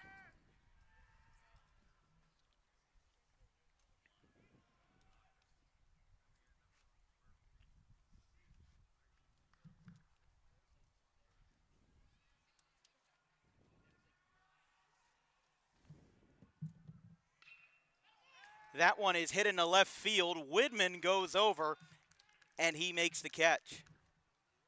I don't even think DeCastro realized that he made the catch because he rounded first as if he got a base hit. That's out number 1. Widman has done some great things out in left field today for the Lions.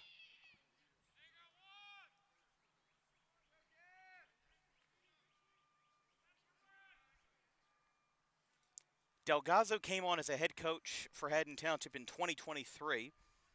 Had a 10-17 record in his first season. 10-15 in 2024. But as we said, he went to my alma mater, graduated from Audubon during those prime Rich Horan years in the early 2000s.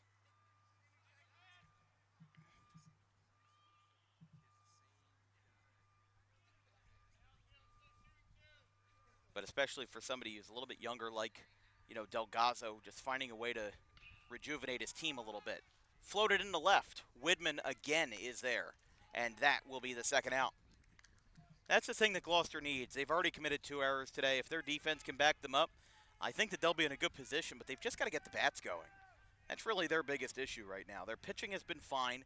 Hall is running into some hiccups, but, Haddon Township's just been hitting the ball well.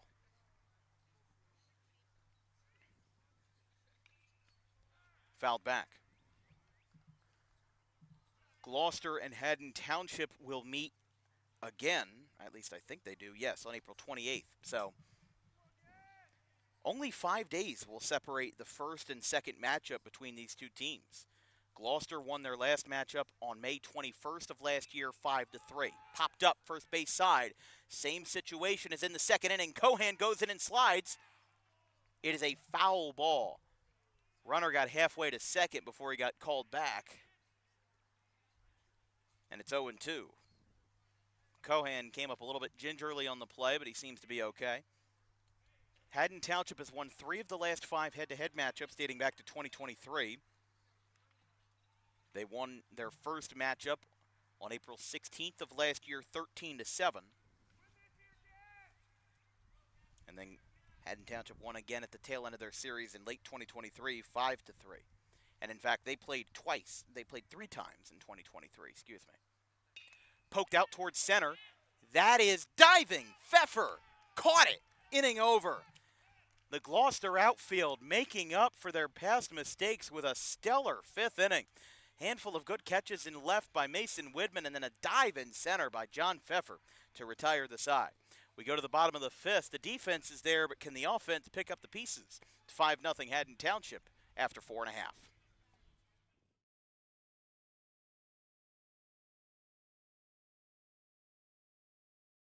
He's donning the number 34 and the shortstop for this one. First pitch. There's a line drive into center field. That one is going to drop it. It's going to go to the outfield wall. 1 run will score. Spence is going to make a huge arc around third. She will score to make it 3-0. And here comes the runner to score. It's an inside the park home run for Ella Hayes to make it a 4-0 game, a 3-run inside the Parker to the 2.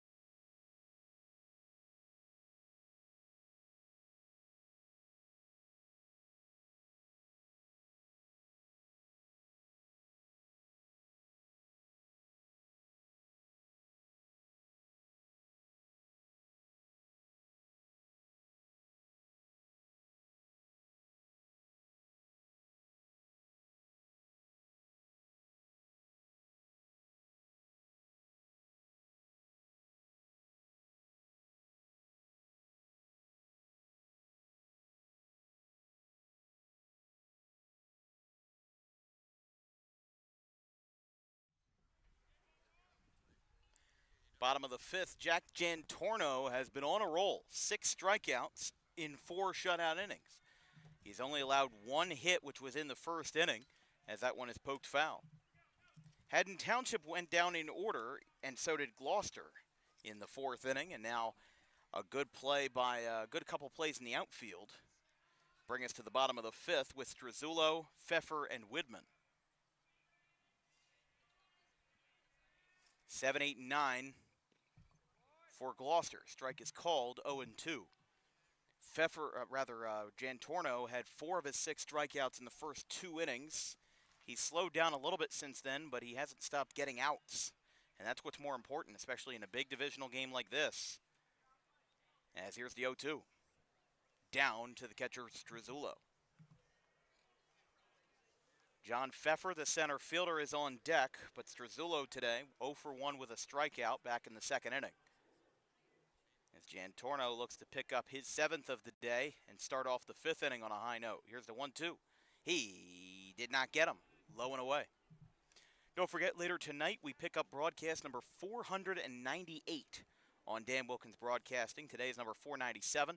We'll be at the Trenton Thunder Ballpark later tonight for a Middlesex County matchup between the J.P. Stevens Hawks and the South River Rams. That one is laced out towards right field. That's got some good distance to it. It gets over the head of the right fielder. This one will be extra bases as the throw is cut off, not in time, and stumbling into second base is a double for Anthony Strazzullo. And a little bit of life in the Lions offense with a leadoff 2-bagger. Gloucester needed that. I mean, regardless of if Jantorno strikes out a couple more guys from here on out, Gloucester needed a little bit of a spark. That dugout was lively in the first inning, and then it kind of tapered off. And, whether you like it or not, these guys are trying to, build a winning culture at Gloucester. And, well, what do you know? They'll be a little bit closer to that with a couple of runs here. Running at second, looks like it's going to be Jose Santos,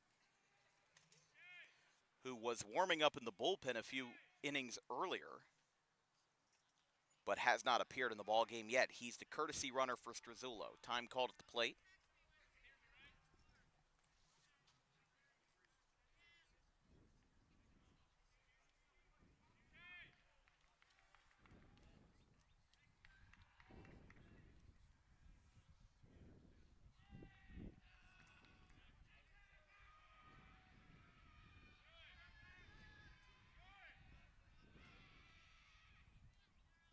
That one's down.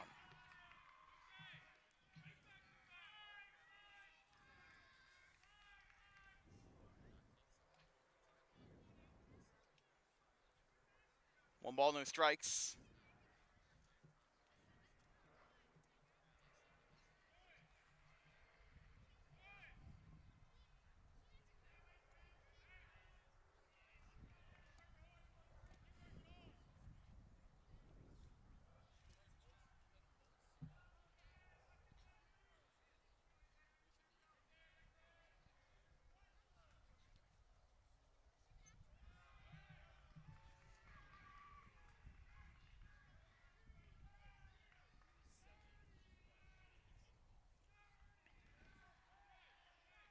Two balls, no strikes.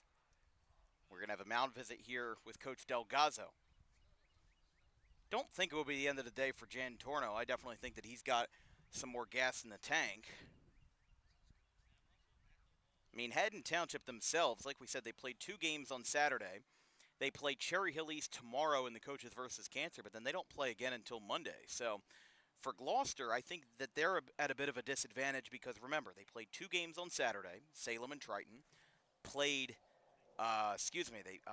West Effort on Monday.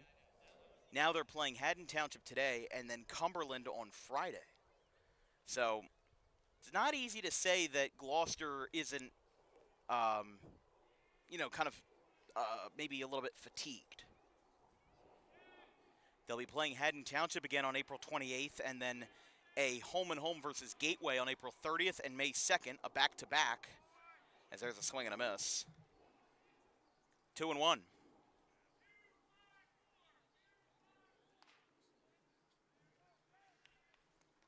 A left-hander, actually no, a right-hander is up in the Haddon Township bullpen, which is also the Gloucester bullpen. Again, this is Group 1 baseball. Well, for Gloucester, they're Group 2, but by the skin of their teeth, I'll tell you that. I was very surprised that Gloucester got moved up to Group 2 this year, especially right after winning the Group 1 sectional championship. It almost felt a little bit disingenuous that, Gloucester, they go through all this work to win their first sectional title in 50 years, and then they don't even get to defend it the next year because they move up a division. Swing and a miss. Count is full to John Pfeffer. The runner is Santos at second. Mason Widman, the left fielder who's had some defensive highlights, will bat next.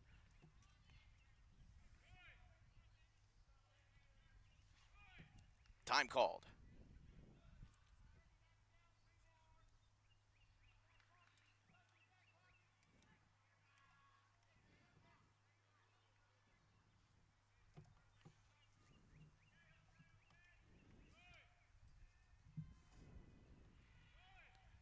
Throw back to second, not in time.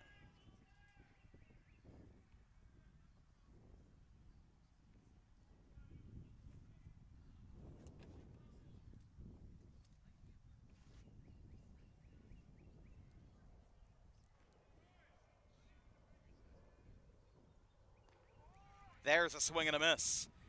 7 for Jack Jantorno, who's been on a roll. First out, as Pfeffer is retired on his second strikeout of the day. Here's Mason Widman. He popped out to first, his first at-bat.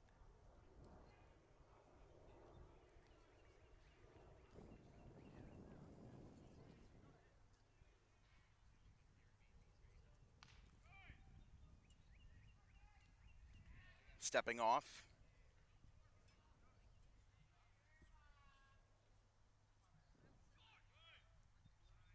Runner in scoring position, that being Santos, the courtesy runner for Strazzullo. Up and in to Widman. Right-hander in the pen for Haddon Township. A little bit hard to read the jersey number. It's number 5, Sean Crawford, the sophomore. That red-on-red number, it's a little bit easy to read in person. Even then, it's not that easy to read if you don't have 20/20 vision in person, and it's even harder to read on the camera. But new threads for Haddon Township. I liked their old pinstripes that they had last year. They were very clean. They wore them on the road and at home. I don't know if these are just the road jerseys or if they're road and home, or because some teams only have one set of jerseys. A few that have a little bit extra in the bank have a couple more, but like Audubon, they have those very bright yellow jerseys, basically the antithesis to this, and they wear them at every home and road game.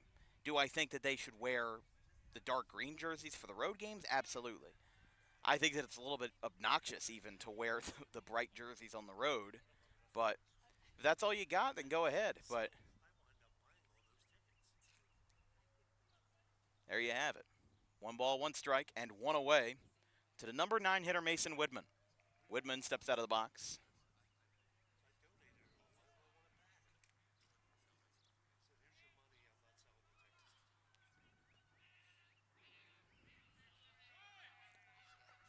And the pitch upstairs.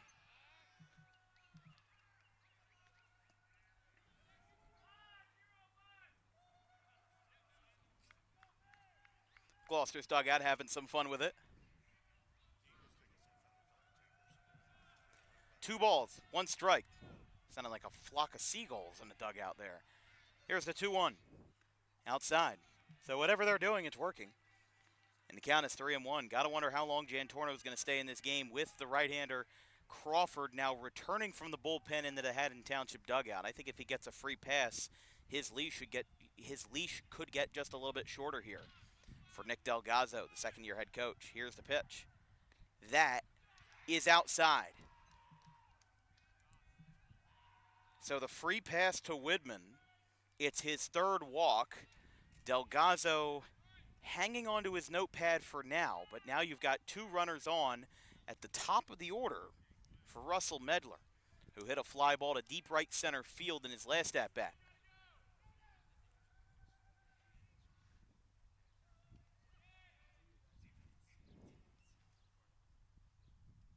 Curveball loops away.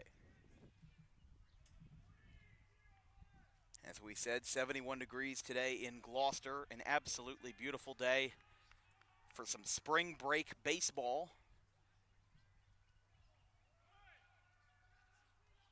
And the pitch. Outside. Don't forget, tomorrow we'll have some Olympic Conference baseball between, well, it's an Eagles versus Eagles matchup. The Seneca Golden Eagles and the Paul Sixth Eagles at 4 o'clock on Thursday the 24th.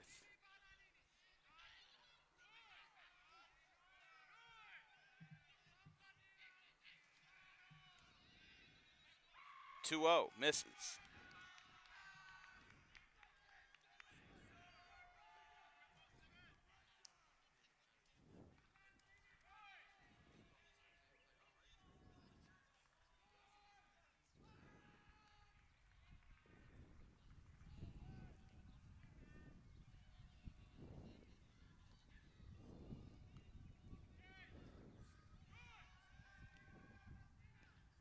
Strike called.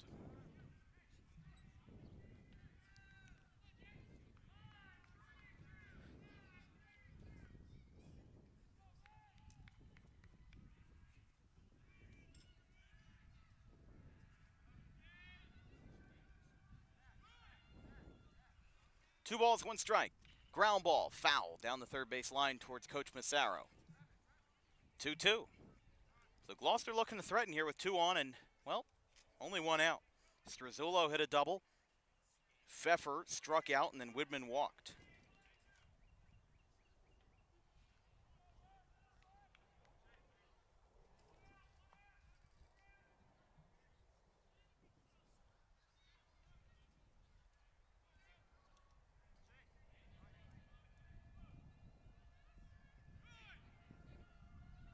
Two balls, two strikes. The throw back to second goes way into center field.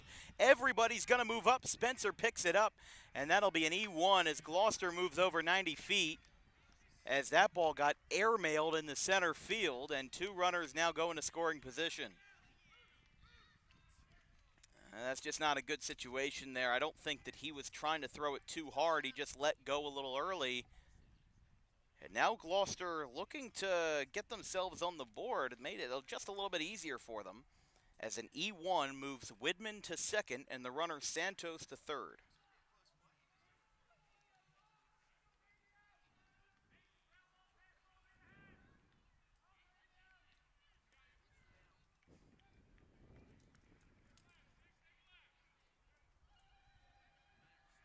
Gloucester's dugout still having fun here. 2 outs, one out, 2 balls, 2 strikes.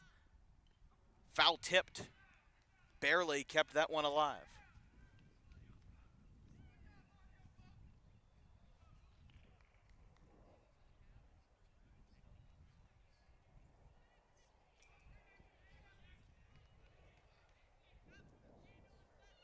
Jantorno looking to get out of the inning without allowing a run, or if he does, limit the damage. 7 strikeouts for him today. That one's going to skip up. It hit the mask of the catcher Kamulda, and the count is full. Both teams today have combined to walk 11 batters.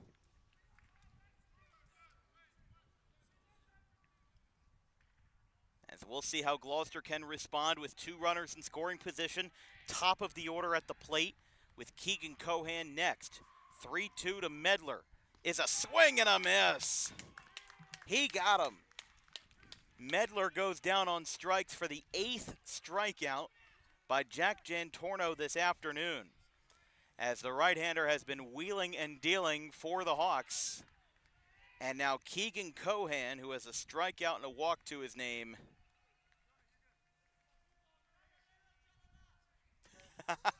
Popped up first base side.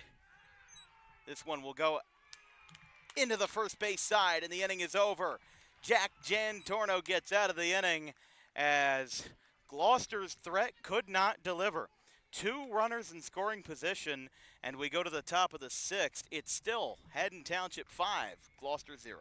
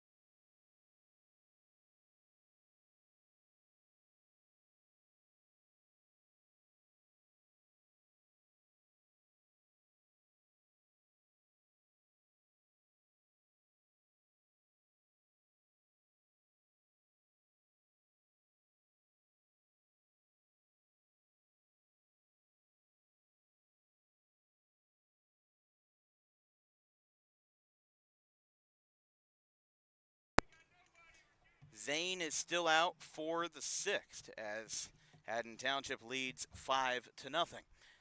Here on Dan Wilkins Broadcasting, you're watching coverage of Colonial Conference Baseball between Haddon Township and Gloucester. Here from Jim Kelly Field on this beautiful Wednesday afternoon. If you have any questions or comments about today's broadcast, you can drop me a line at thedanwilkinsshow@gmail.com. That email is also in the description of this YouTube video. We're also not being paid for today's game. We do these a lot of these games out of volunteer and for a love of the game and to help advance our careers. We do have a Venmo account for donations at DW Broadcasting. No spaces, no hyphens, DW Broadcasting. And it's especially appreciated because we just had a very hefty car repair bill come in that sidelined us for a couple of days. But we've already had some excellent people leading the way with that. Shay Harvey, Alex Injian, Matthew Batista. Wanted to thank all of them for donating to help us with a car bill that was over $1,500 for a broken water pump, and yeah, that's not fun. So luckily we're back on the road and ready to get back going in this high school baseball season. That one missed. We were supposed to be at Camden Catholic and Cherokee on Monday, and then, well, something didn't sound right when we started the car, and still sounded like it was idling funny, and I went to Wawa. I went in and I said, I don't think that sounds right. So we went home, had to figure it out, and then turned the car into the shop. And luckily, yesterday afternoon, got the call that it was ready to get back going again. There's a swing and a miss. Gavin Zane picks up his 4th strikeout in relief. Or excuse me, that is his 3rd at the hands of Jonah Sunkett. That's the first out of the 6th. Sunkett, Machini, and Sheehan, 8-9-1 for Haddon Township, who have not scored since the 3rd. Ground ball, hot shot to 3rd. Kwiatkowski is there. Throw is going to be way high. Hall gets pulled off the bag, and that will be a throwing error and the 3rd of the day against Gloucester. Just a bad situation there. Pretty simple ground ball. Kwiatkowski fielded it just fine, but with all the fielding plays, there's so many moving parts that go into it, and one of them is the throw. Kwiatkowski overshot Hall a little bit, and I think Hall maybe could have been standing in front of that bag a little bit clearer so that he could touch the bag easier, because it's easier to stretch and find the ball than it is to just move to where the ball is and try to slide over, because he wasn't going to get there. What he could have done is, like, he's got to have that foot planted on the bag and then try to get the balls that's a little bit high, because it wasn't completely over his head. It was just a little bit high. Could have jumped, brought it down. Many different ways that it could go, but just didn't work out in his favor that time. That's the third error in the field for Gloucester this afternoon.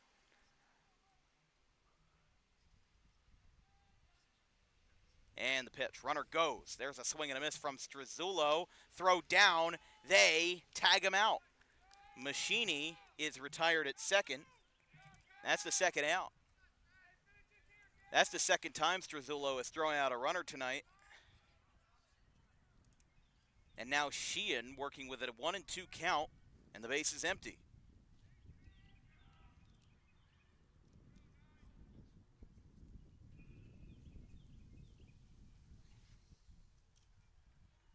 Outside.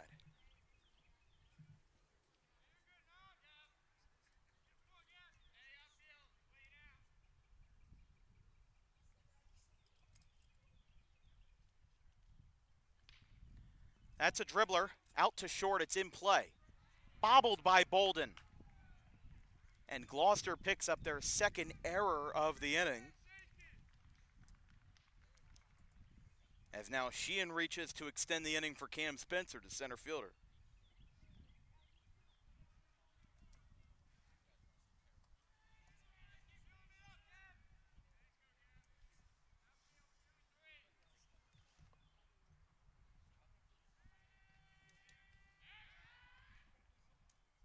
Throw over to first, not in time.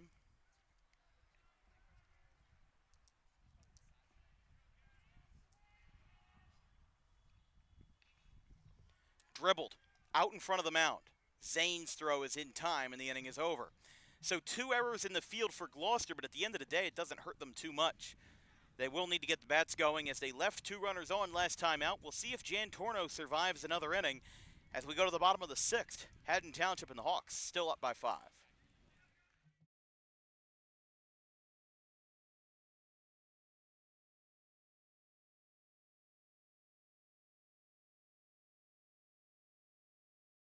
BB and Copsetta trading a couple looks. They know what's going on. Full count. Bases loaded. 2 outs. Just like they drew it up in Hollywood. Caladros, the 3-2. Swing and a miss! And the Audubon Green Wave have upset the Kingsway Dragons in the Ralph Shaw Classic 26th annual. They are back on top for the first.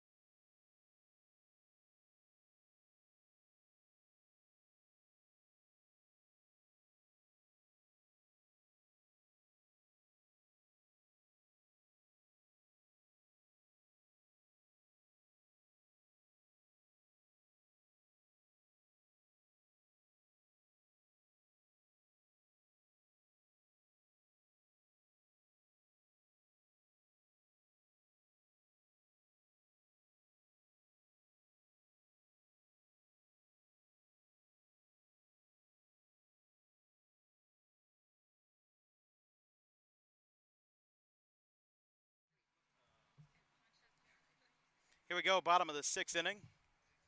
There are your sectional champion banners from 1974 and 2024, along with the memorial to Gage Myers.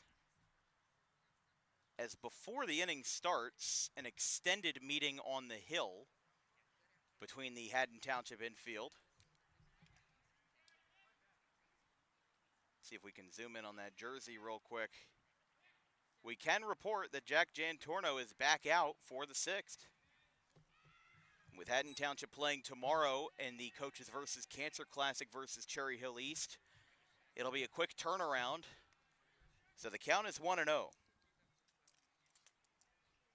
Hall is the batter. 3, 4, and 5. Hall, Zane, and Howard.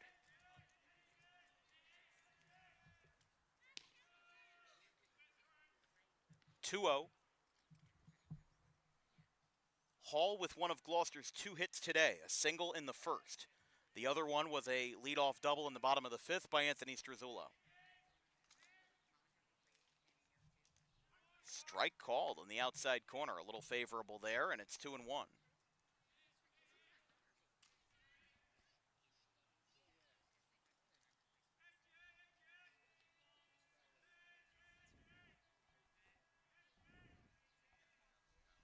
Two one from Jantorno. This ball is laced out to left center.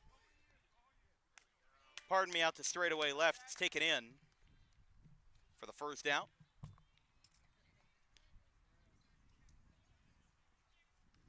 As Hall is retired. Here's Gavin Zane. Hall and Zane have been the 2 pitchers today for Gloucester. Hall pitched the first 2 innings, but after walking 3 straight in the top half of the 3rd, his day was cut short. Zane came in, gave up all 3 inherited runs, but then Haddon Township hasn't scored since the 3rd. It's 1-0 now.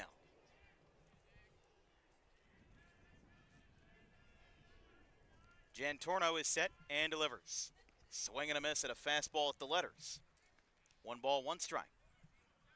Don't forget, if you're a small business owner interested in advertising with Dan Wilkins Broadcasting, all commercials you see on the broadcast today are filmed, edited, recorded, and produced by our wonderful crew.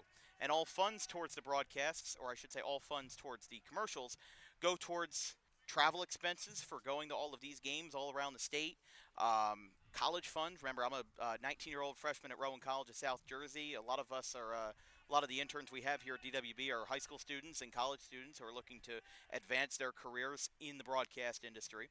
And all of that goes towards taking care of them and making sure that we are all set to go for our big push into the summer. Of course, with spring being in full swing now.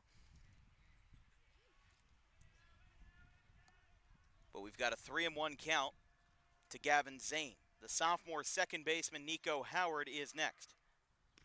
And he'll take a strike, 3-2. Jantorno in this inning and in a couple prior innings has really been hammering the top part of the zone. Now looking for a way to get a good last hurrah in the unlikely event that he comes out for the 7th. With no runs, 2 hits, he's been masterful. There's a foul ball over towards the warehouse. Or I think there's also a motel back there as well, along the 130 corridor.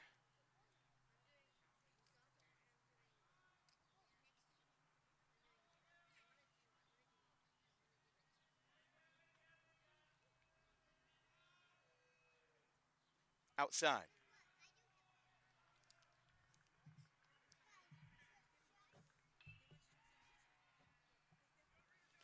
So Zane will reach.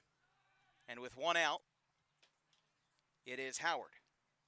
Zane, the pitcher, will have a pinch runner running for him at first base. And it is, see if we can get a glance over there.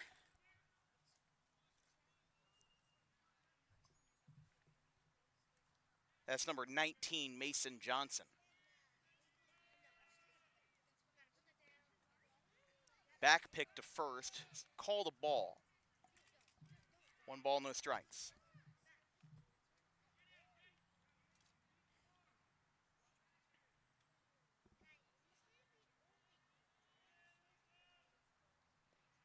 That is in the dirt, 2-0.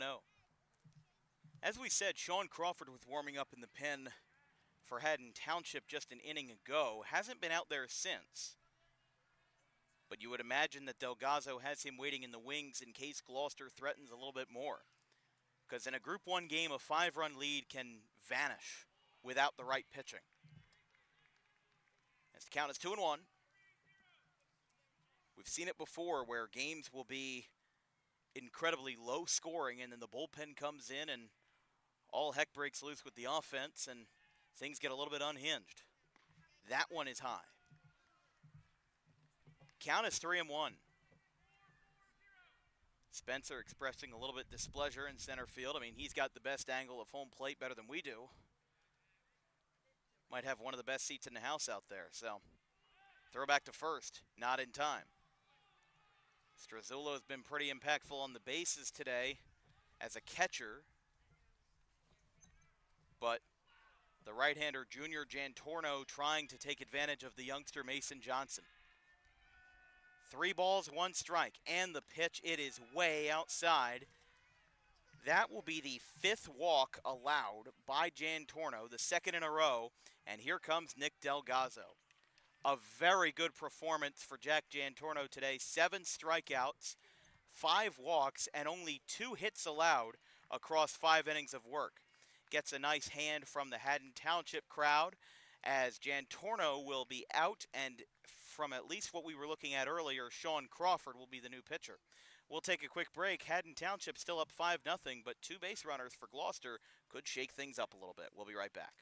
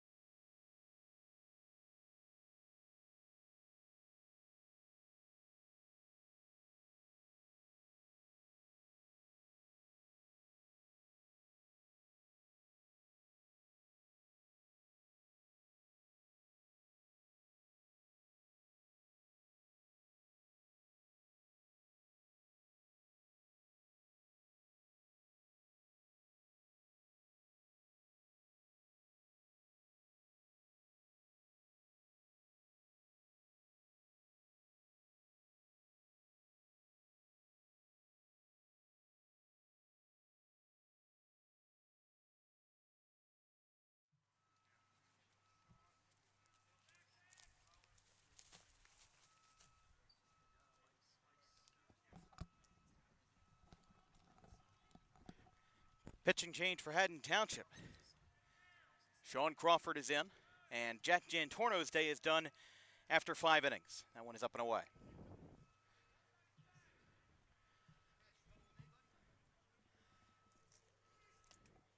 Jantorno's day ended with back-to-back walks.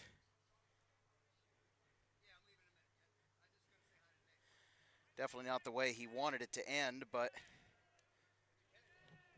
Gloucester now with a chance to score their first run off of Crawford. Inside to Bolden with 1 away and 2 on.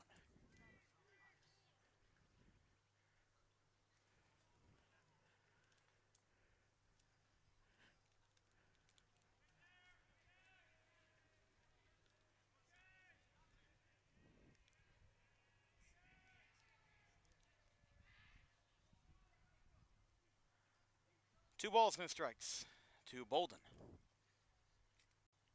Bolden 0 for 2. He has back-to-back ground outs to short in his day today. Inside, 3-0. So let's see what Gloucester's got in the tank. Johnson is the runner at second. Howard is the runner at first. Again, with 2 free passes in a row. But Gloucester needs just a little spark. And that is a 4-pitch walk from Crawford. So 3 straight. And now after that at bat, the first from Crawford today, an immediate meeting with Camolda. And again, the sophomore right-hander Crawford.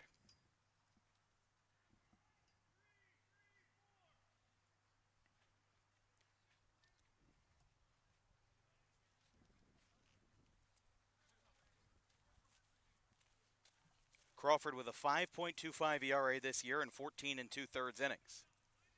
6 strikeouts, 3 walks. This is his 6th appearance of the year. His longest appearance, he went a full 7 versus Gateway in just 79 pitches. In a 4-1 win for Haddon Township earlier in the month. That was their second and to this point most recent win. Went 3 1/3 versus Overbrook on their second game of the year. But Crawford has been getting some heavy work here in the first couple of weeks of 2025 for the junior right-hander, or sophomore right-hander, excuse me. 1-0. Strike called, a beautiful curveball to Struzzulo, who doubled in his last at-bat, responsible for just one of the 2 hits that Gloucester has put on the board today, but they've got the bases loaded. It ain't over till it's over. And in a 5-0 lead, Haddon Township looking a little vulnerable here in the 6th. Breaking ball is high. We talked about the bullpens for both of these teams can be a little bit strained. Like we said, Haddon Township has to play tomorrow in Margate versus Cherry Hill East. That's not going to be easy. Gloucester played on Saturday twice, played on Monday, and then has to play again on Friday. That's not going to be easy. So both of these teams are going to have thin bullpens and maybe not too much to work with here. Not just going forward, but, going back as well. I was surprised that Gloucester went with both of their best pitchers in Hall and Zane, as that is going to make it 3-1 to Struzzulo. Haddon Township is a team this year with a 5.38 ERA as a staff. And Gloucester just a little bit better at a 4.05. Certainly hasn't looked that way today. And the 3-1 is a strike called. Count is full. 3 balls, 2 strikes to the catcher Struzzulo, who will look to, at the very least, cut the deficit from 5. As Gloucester looks for their first run of the game in the 11th hour, they got it. Strike 3. 9th strikeout by the Haddon Township staff, the first by Crawford. And there's 2 down for John Pfeffer, who struck out twice today. I think Gloucester was hoping for a bases-loaded walk, something to get them, again, a little bit rejuvenated with the energy. Just something to avoid a shutout. Another beautiful curveball from Crawford. 0-1. No balls, 1 strike. Crawford, the sophomore right-hander, facing against the center fielder, John Pfeffer. Strike call, it's 0-2. Remember, Haddon Township in the 7th will bat Feely, Jantorno, and DeCastro, but they're 1 strike away from leaving the bases loaded after 3 straight walks that forced Jantorno out of the game. With a decent crowd on hand here for a spring break midweek afternoon game. It's a beautiful day, but it's been an even better day for Haddon Township's pitching. 5 runs on just 3 hits today, taking advantage of 4 Gloucester errors. Inside. Now that was the right call. Some in the outfield disagree, but that looked just a bit inside that time. Here from our angle. Pfeffer down in the count 1-2. Widman, the left fielder, is next. But a big spot for Haddon Township. 2 outs, bases loaded. Looking to preserve the shutout through 6. Here's the pitch. Inside. 2-2. They're just going to drain that at-bat until it's got nothing left.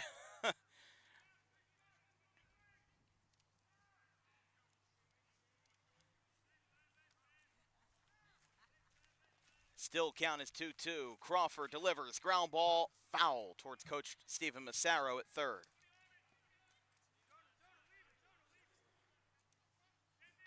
Telling Jonas Sunken in left field to leave it. As after Jack Jantorno's day ended in 5 1/3,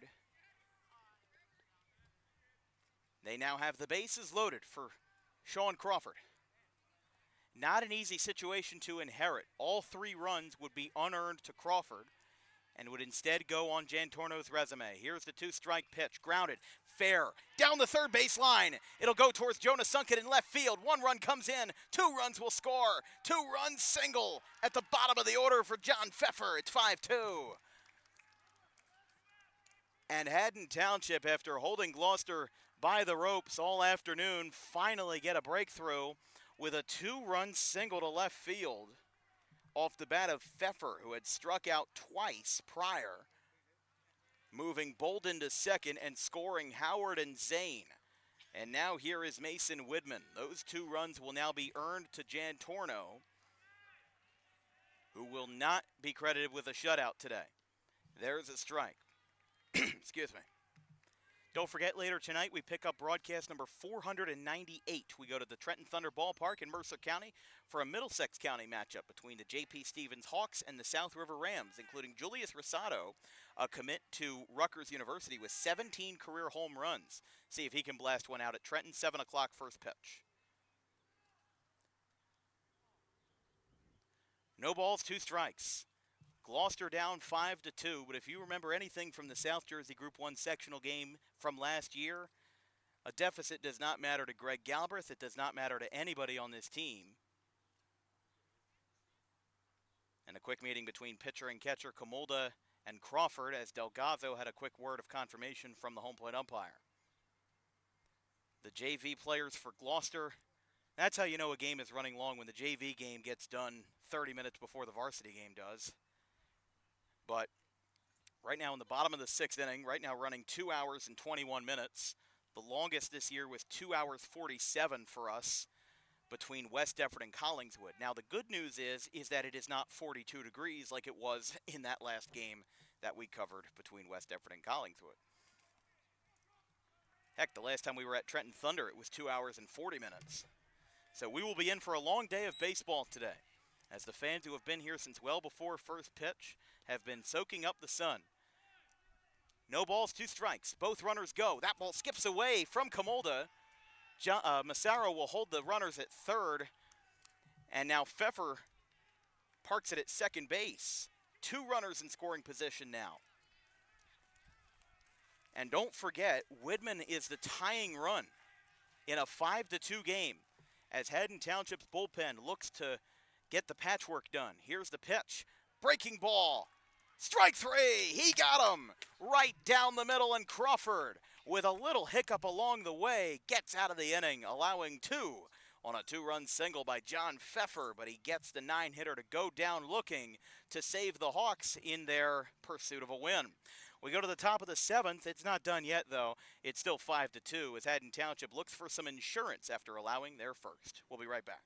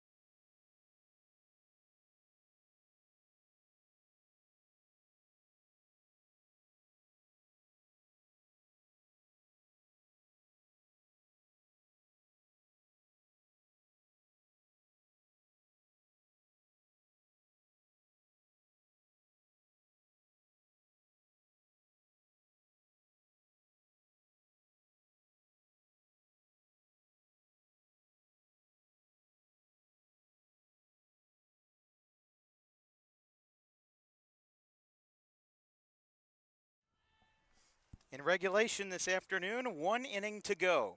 Gavin Zane looks like he's back out for another inning, which is smart for Gloucester. He came in the 3rd inning in relief of Jason Hall, who only went 2 innings before being relieved of his duties with the bases loaded. Haddon Township scored 3, and that's where their offense hit a bump, and hit a bump that they did not score from since. But now that they've got 2 runs against them, they will look to change course in the top half of the 7th. It's Feely, Jantorno, and DeCastro. 3, 4, and 5 for the Hawks. This one's fouled back. 1-1 is the count.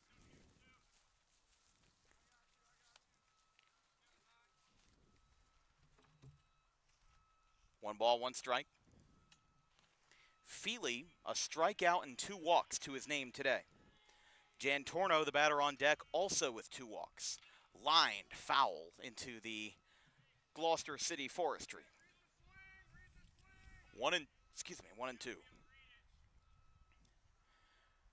Well, Gloucester looking to get some heroics done in the bottom half of the 7th as they trail 5-2, but they do get 2 runs on the board.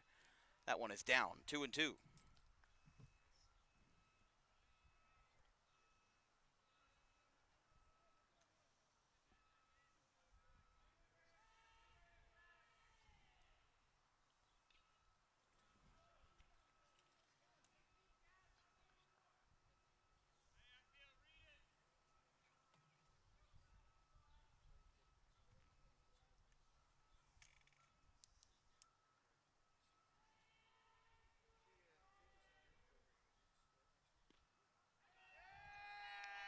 He got him. Strike 3 in the first out of the 7th.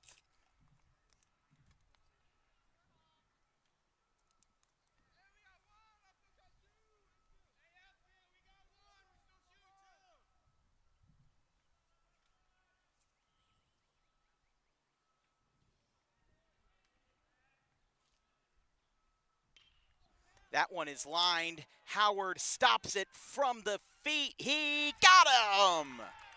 How about it, Nico Howard? Fighting gravity to his right side, he plants his feet and makes the throw. 2 down. And that is the rebound that Gloucester needed. They've got 4 errors in the field.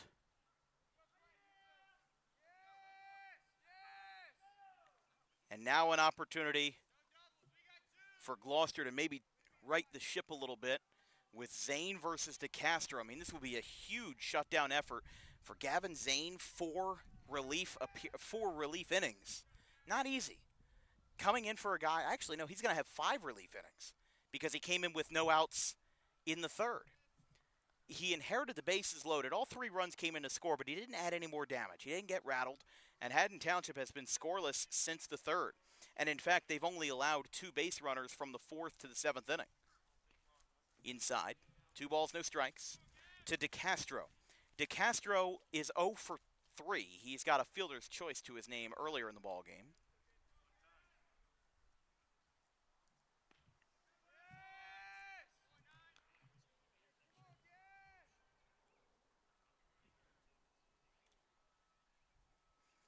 Two balls, 1 strike. Misses again, it's 3-1. DeCastro to be followed by the first baseman, Kirby Rice, who has a base hit for Haddon Township today. Ball 4. DeCastro gets a free pass. That is the 12th walk combined between Gloucester and Haddon Township pitching staffs today. Now, meanwhile, Gloucester has 8. Haddon Township only has 4, but still, that's a high number. And that's a number that, for these guys going forward, they want to get that number down. Throw to first, not in time. So here's Kirby Rice.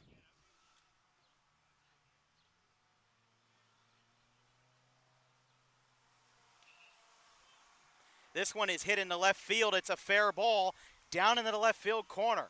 Widman picks it up, parking it at third, and now going to second will be Kirby Rice. He's got a 2-out double.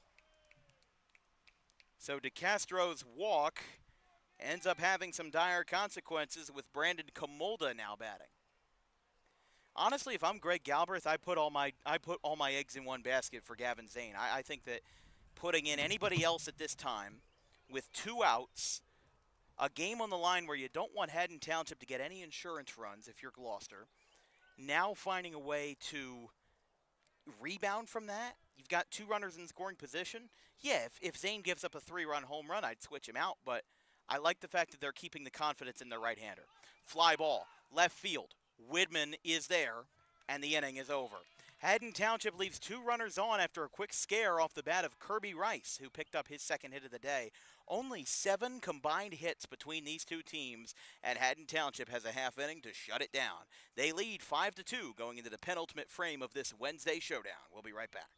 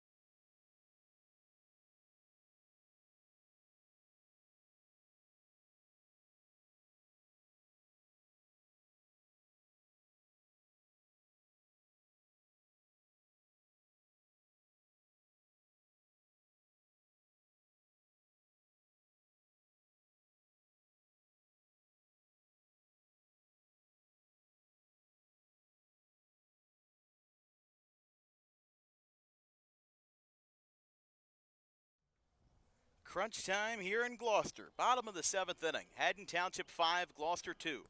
Haddon Township scored all 5 of their runs in the first 3 innings, 2 in the second and 3 in the third. And it looked like Haddon Township had a chance to run away with the game. But Gavin Zane's 5 relief innings, with no runs being earned to him, all 5 being earned to the starter, left-hander Jason Hall, Haddon Township was left scoreless. And even with 2 runners on in the top of the 7th, they could not score.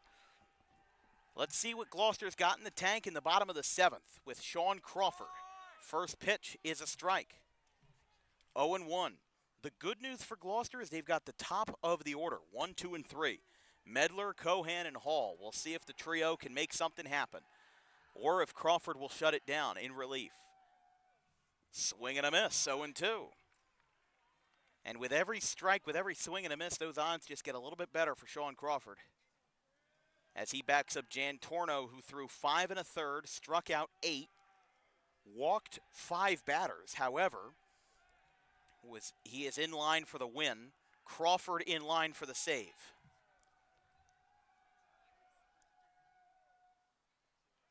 Actually, I apologize. Crawford is not in line for the save because when he entered the game, it was still 5-0. So he will not be eligible for the save. It would just be Jan Torno with the win. Hall, if the score holds, will be in line for the loss. As the 1-2, Gloucester's dugout, varsity and JV alike getting loud. Grounder foul over towards third base, and Coach Massaro. Medler 0 for 2, a walk and then a flyout and a strikeout to his name. Keegan Cohan, also the starting point guard for the Gloucester basketball team, who had a good run this year. He bats next. 1 ball, 2 strikes. Time is called at the plate. You got to imagine Crawford's not too happy about that, having to stop in the middle of his windup. Usually what I've seen in situations like that is where if the batter calls time while the pitcher's ready to go, he usually just throws the pitch anyway and he just lollipops it so that they don't, it actually can be a little bit more harmful for you to disrupt your arm motion, because when you're throwing, I'm a lefty, but I'm just throwing as a right-hander. when you're throwing, if the time gets called, it's actually just healthier for you to just release and let go instead of stopping, and then that disrupts everything that your brain is telling you about your pitch. And it seems to be working as he just threw 2 in the dirt. It's now 3-2. But you see a lot of the major leaguers do that. They will just airmail a pitch because they just want to release it and get it done, get it over with, even though time is called. Crawford to Medler, 3-2 is outside, ball 4. Delgazzo not happy with it, hands on heads in the first base dugout. And a leadoff free pass, the second to Medler today, leaves the door open, and if not, cracks it a little bit further for Gloucester with Keegan Cohan at the dish. He also has a walk, a strikeout, and a pop out to first.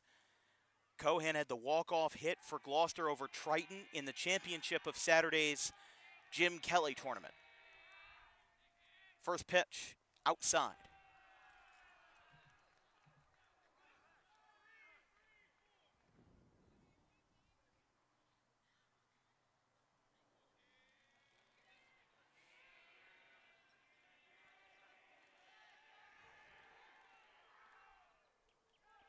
That one's going to go to the backstop. Down to second is Medler. And Gloucester's dugout with every pitch, amping it up a couple decibels at a time. 2 balls, no strikes. Runner in scoring position. For a team that's only batting .213 this year, 7 combined hits between 2 teams. It's been a pitcher's duel.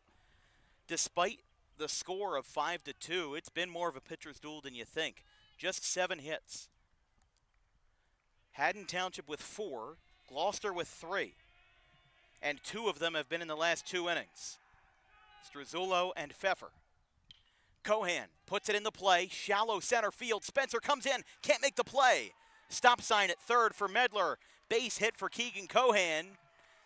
And now with the left-hander, Jason Hall, the tying run is at the plate. You can just feel the energy shifting for Haddon Township here. Spencer didn't want to go in and dive for the ball, and I don't blame him. I think if he dives for it and misses, Cohan gets to second and Medler scores. So I think in that situation with nobody out and still 3 runs up, I think it's better for Spencer to lay back there and stay a little bit more conservative as opposed to allowing extra bases and maybe a little more. High and away to Hall. Just feels like the momentum has completely taken a 180. Haddon Township had this game. Now, keep in mind, they're still up by 3, so anything can happen. You can ground into a double play, and then the momentum will shift back the other way. But baseball is a pendulum that you gave too much caffeine in the morning. It can be wild at times how many times things can change in this game. 1 ball, 1 strike to the left-hander Hall. 1 for 3 today, a strikeout, a flyout, and a first inning single. He got the first of 3 hits for Gloucester this afternoon. Although make that 4 after Cohan's hit. Strike called. 1-2. Crawford has really been hammering in the breaking ball. Question is, though, for Haddon Township, they don't have anybody warming up in the bullpen. Everybody's crammed like sardines outside of the dugout. You wonder if Crawford is going to be the do-or-die candidate for the Hawks. Fly ball. This one is popped a mile high into shallow center field. Spencer goes in for it. He makes the catch. Cohan will retreat the first, and Medler will hold. 1 down. That was big there. Sheehan and Spencer going for the same real estate in a key situation like the bottom of the 7th. Doesn't always end well. It does not always end well because in this kind of situation, sometimes people forget to communicate. Sometimes they forget to do their due diligence on where the ball is and where they should be going, or if the ball is just not their play. So Sheehan getting called off by Spencer, that was the right call. And now Haddon Township gets a little bit more comfortable here with the tying run up and 1 down for Gavin Zane. Runner goes again. Cohan will dive in or stand up into second. Strike was called on the breaking ball to Zane. I mean, I don't know if this is just a personal thing for Sean Crawford, but he has really been hammering the curveballs and the breaking balls. Hasn't really shown the love for the fastball here in the 7th inning. 1 down, 2 runners in scoring position. Gavin Zane launches one, but foul. 0-2.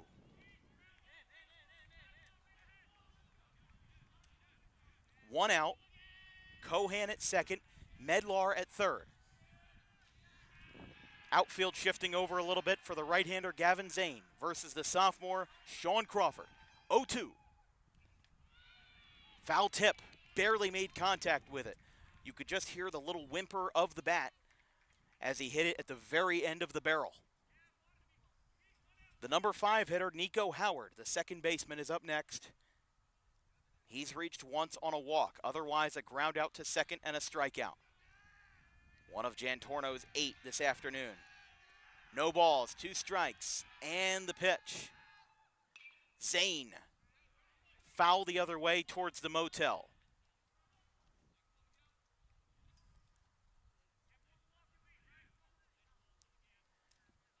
Still 0-2. Crawford hammering the strike zone, now finally starting to see a bump in velocity. Cohan on second. Medlar at third. Zane, the big fella, is the tying run with 5 shutout innings on the hill in relief. Wavers that one low, but now Medlar's going to come in to score. That'll be a strikeout and a dropped third strike. 5-3. The most unusual of scenarios comes in a perfect time for Gloucester as a miscue behind the plate by Brandon Camolda and a quick-thinking Russell Medlar in front of a big backstop makes it 5-3.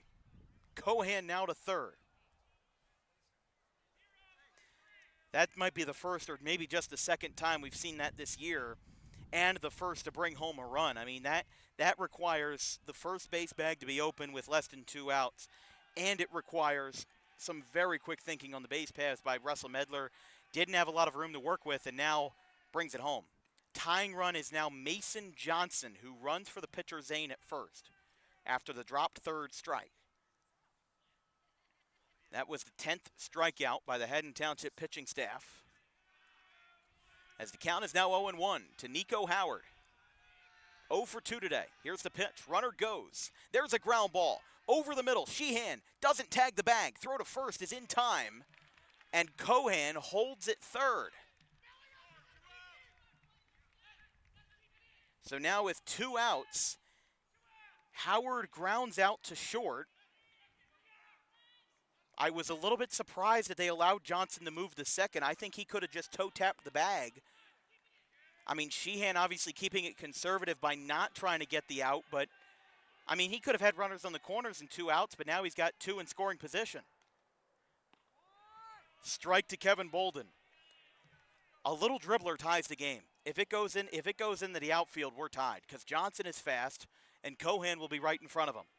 2 quick guys on the bases. All he's got to do is make contact. Crawford's just got to shut him down. Lined, foul. You can feel the jitters in the ballpark from the visiting and the home fans alike. A game that's been rather dormant. 5-0 for a good majority of it, and Gloucester finally getting late life in the 11th hour. Haddon Township looking for their 3rd win of the year, all in colonial play. Looking for a win on the road from the sophomore Crawford. He delivers. Outside, 1-2. Haddon Township with a win would improve to 3-8 on the campaign going into a coaches versus cancer matchup versus Cherry Hill East tomorrow. Gloucester would fall to 4-7 in their 11th game. 1-2. High. 2-2 as the infield regroups. The number 7 hitter, Struzzulo, who had a double earlier in the ball game, bats next. The BPM for the red and white is way up with the tying run on base. Inside, and the count is 3-2. Both of these teams with rigid schedules this week in the Easter break. As you can, I mean, everybody's hands are on their heads and just trying to make sense of what this game has been. 3-2 from Crawford. It hit him right in the backside. Bases are loaded. Kevin Bolden gets hit on the 3-2. Delgado comes out immediately, and Bolden gets tagged on the payoff pitch to load the bases. Cohan at third. Johnson now at second. And Kevin Bolden, the freshman quarterback, who also took positions over at shortstop this afternoon, reaches base. So now here's the situation. Cohan on third makes it 5-4. Johnson on second ties the game. And Bolden on first wins the game. They have their trust in Crawford, and I'm not surprised. They don't have anybody warming up in the pen. They haven't brought anybody up since Crawford came in for Jan Torno. So maybe with a thinner bullpen, this reminds me a lot of Haddon Township and Timber Creek from last year in the Thank You Classic. A 9-8 final that came down to a bases-loaded ground out with 2 outs. And yet here we are again on the road. Outside, ball skips away. Kamulda picks it up. But the runners very conservatively and honestly very wisely do not go. Because what's the last thing you want? Gloucester to lose the game on a throw to the plate by a base runner trying to be too ambitious and trying to be a little bit self-serving. I like the fact that everybody held up. Bases loaded. 1-0. That one's high to Strazulo. It's getting funky here at the Jim Kelly Field. There were heroics here on Saturday. Keegan Cohan walked off Group 3 Group 3 team Triton 5-4 to win the Jim Kelly Classic. There's a strike just at the letters, 2-1. The next time we'll see Gloucester is May 22nd in a Colonial matchup versus Audubon. And I think the next time we'll see Haddon Township will be April 30th versus Sterling, the winners of 10 straight. Fouled back. Strazulo wanted to send that ball back to Burlington County, but instead he has to settle for 2-2. The fans to the left and the right all waiting this result. Bases loaded. 2 outs. Gloucester down by 3. The winning run is on first. The tying run is on second. And Sean Crawford, with traffic all around and ducks on the pond surrounding the pitcher's mound. What can he do on the road to win the ball game? It hits him in the helmet, and that will get a run home. It's a 1-run game. It hits Strazulo right in the noggin, scoring Cohan, and back-to-back hit-by pitches have made this game very viable for the Lions. 5-4.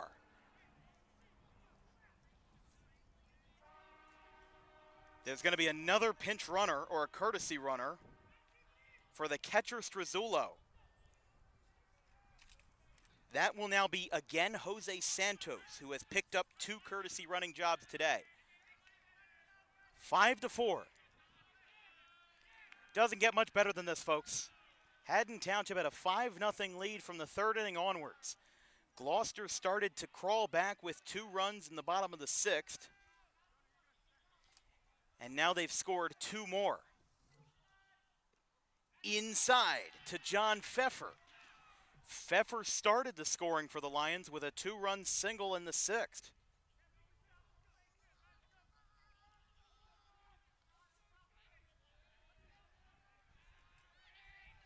One ball, no strikes. Crawford delivers. Strike called, 1-1.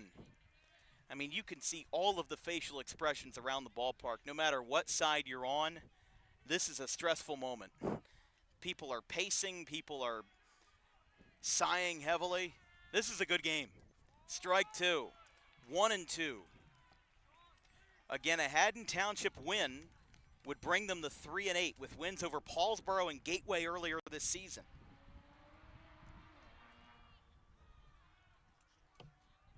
Crawford ready to go. He has plunked his last 2 batters, Bolden and Strazulo. John Pfeffer with a 2-run single in the 6th, now down 1-2. Strike 3! He got him! Haddon Township and Sean Crawford strike out with the bases loaded. And the Hawks somehow, some way, hang on. 5-4 to the final. And for the visiting fans of the Hawks, they can breathe easy as they take the win on the road by the skin of their teeth. They had a shutout going, and now they can finally, and I mean finally, take a deep breath. The final score of this one, Haddon Township 5, Gloucester 4, time of game 2 hours and 49 minutes as a long, grueling game comes to an end with the Haddon Township Hawks upsetting the reigning Group 1 sectional champions in South Jersey by a final score of 5-4. Your player of the game, presented by the Dangerous Adrenaline Wrestling Gladiators, or Dog Pro Wrestling, is Jack Jantorno. Had 8 strikeouts across 5 1/3 innings with 2 earned runs, but all inherited, and 5 walks on the day. And he picks up the win. Sean Crawford gets a no decision for his action in the bullpen. And then at the same time, there's Haddon Township all excited over there with Nick Delgazzo going to join them shortly. We're going to get a quick word in with Jack Jantorno as a part of our post-game interview, and we'll be back in just a moment. Haddon Township 5, Gloucester 4.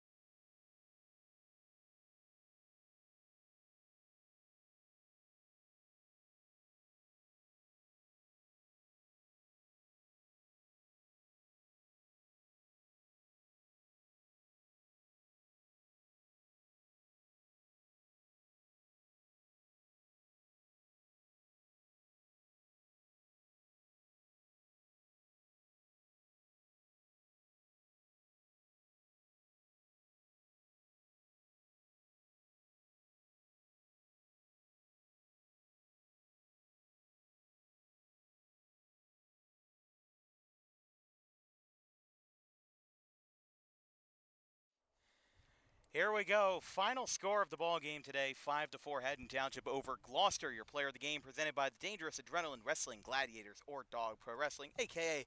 our dog of the game. Jack Jantorno, 5 1/3, 8 strikeouts. Had a couple of walks on the day, but your defense backed you up, and even with a late Gloucester comeback, Delgado and the Hawks hang on to a 5-4 win. How'd you feel out there today? I felt really good. My pitches were feeling good, and I was like, whenever there was a ground ball or something, I have a lot of trust in my team. So I felt good out there today. Yeah, and your defense definitely backed you up. It was a scrappy game. Only 8 combined hits. A lot of them were in the last few innings, and there were 6 total errors in the field, and Haddon Township only had 2 of them, and even then it was in pretty low-stake spots. But for you guys, Haddon Township is trying to make a statement this year with Nick Delgado in his 3rd year. You guys were off to a 2-8 start, but now you've won again, and now you found a way to get back into the win column. You guys seemed really in focus out there today. Saw a lot of communication in the outfield. What does it mean to you to have such a good defense behind you, backing you up on the mound? I think it's super important because it builds a lot of trust with the team. So when I feel comfortable throwing a lot of pitches because I know my teammates can back me up. So I think it's very important. And for you as well, going into this game, it's not easy to rebound after, a tough spring break. And both of these teams played in tournaments over the weekend. For you guys, the William Rohrer tournament, and for Gloucester, the Jim Kelly tournament.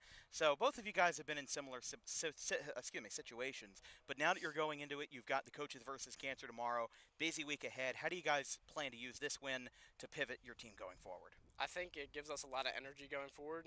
And I mean, Cherry Hill East is a tough team, but I think we can beat them. So I think this win will really help us a lot. That's my bad, Greg. That's my bad.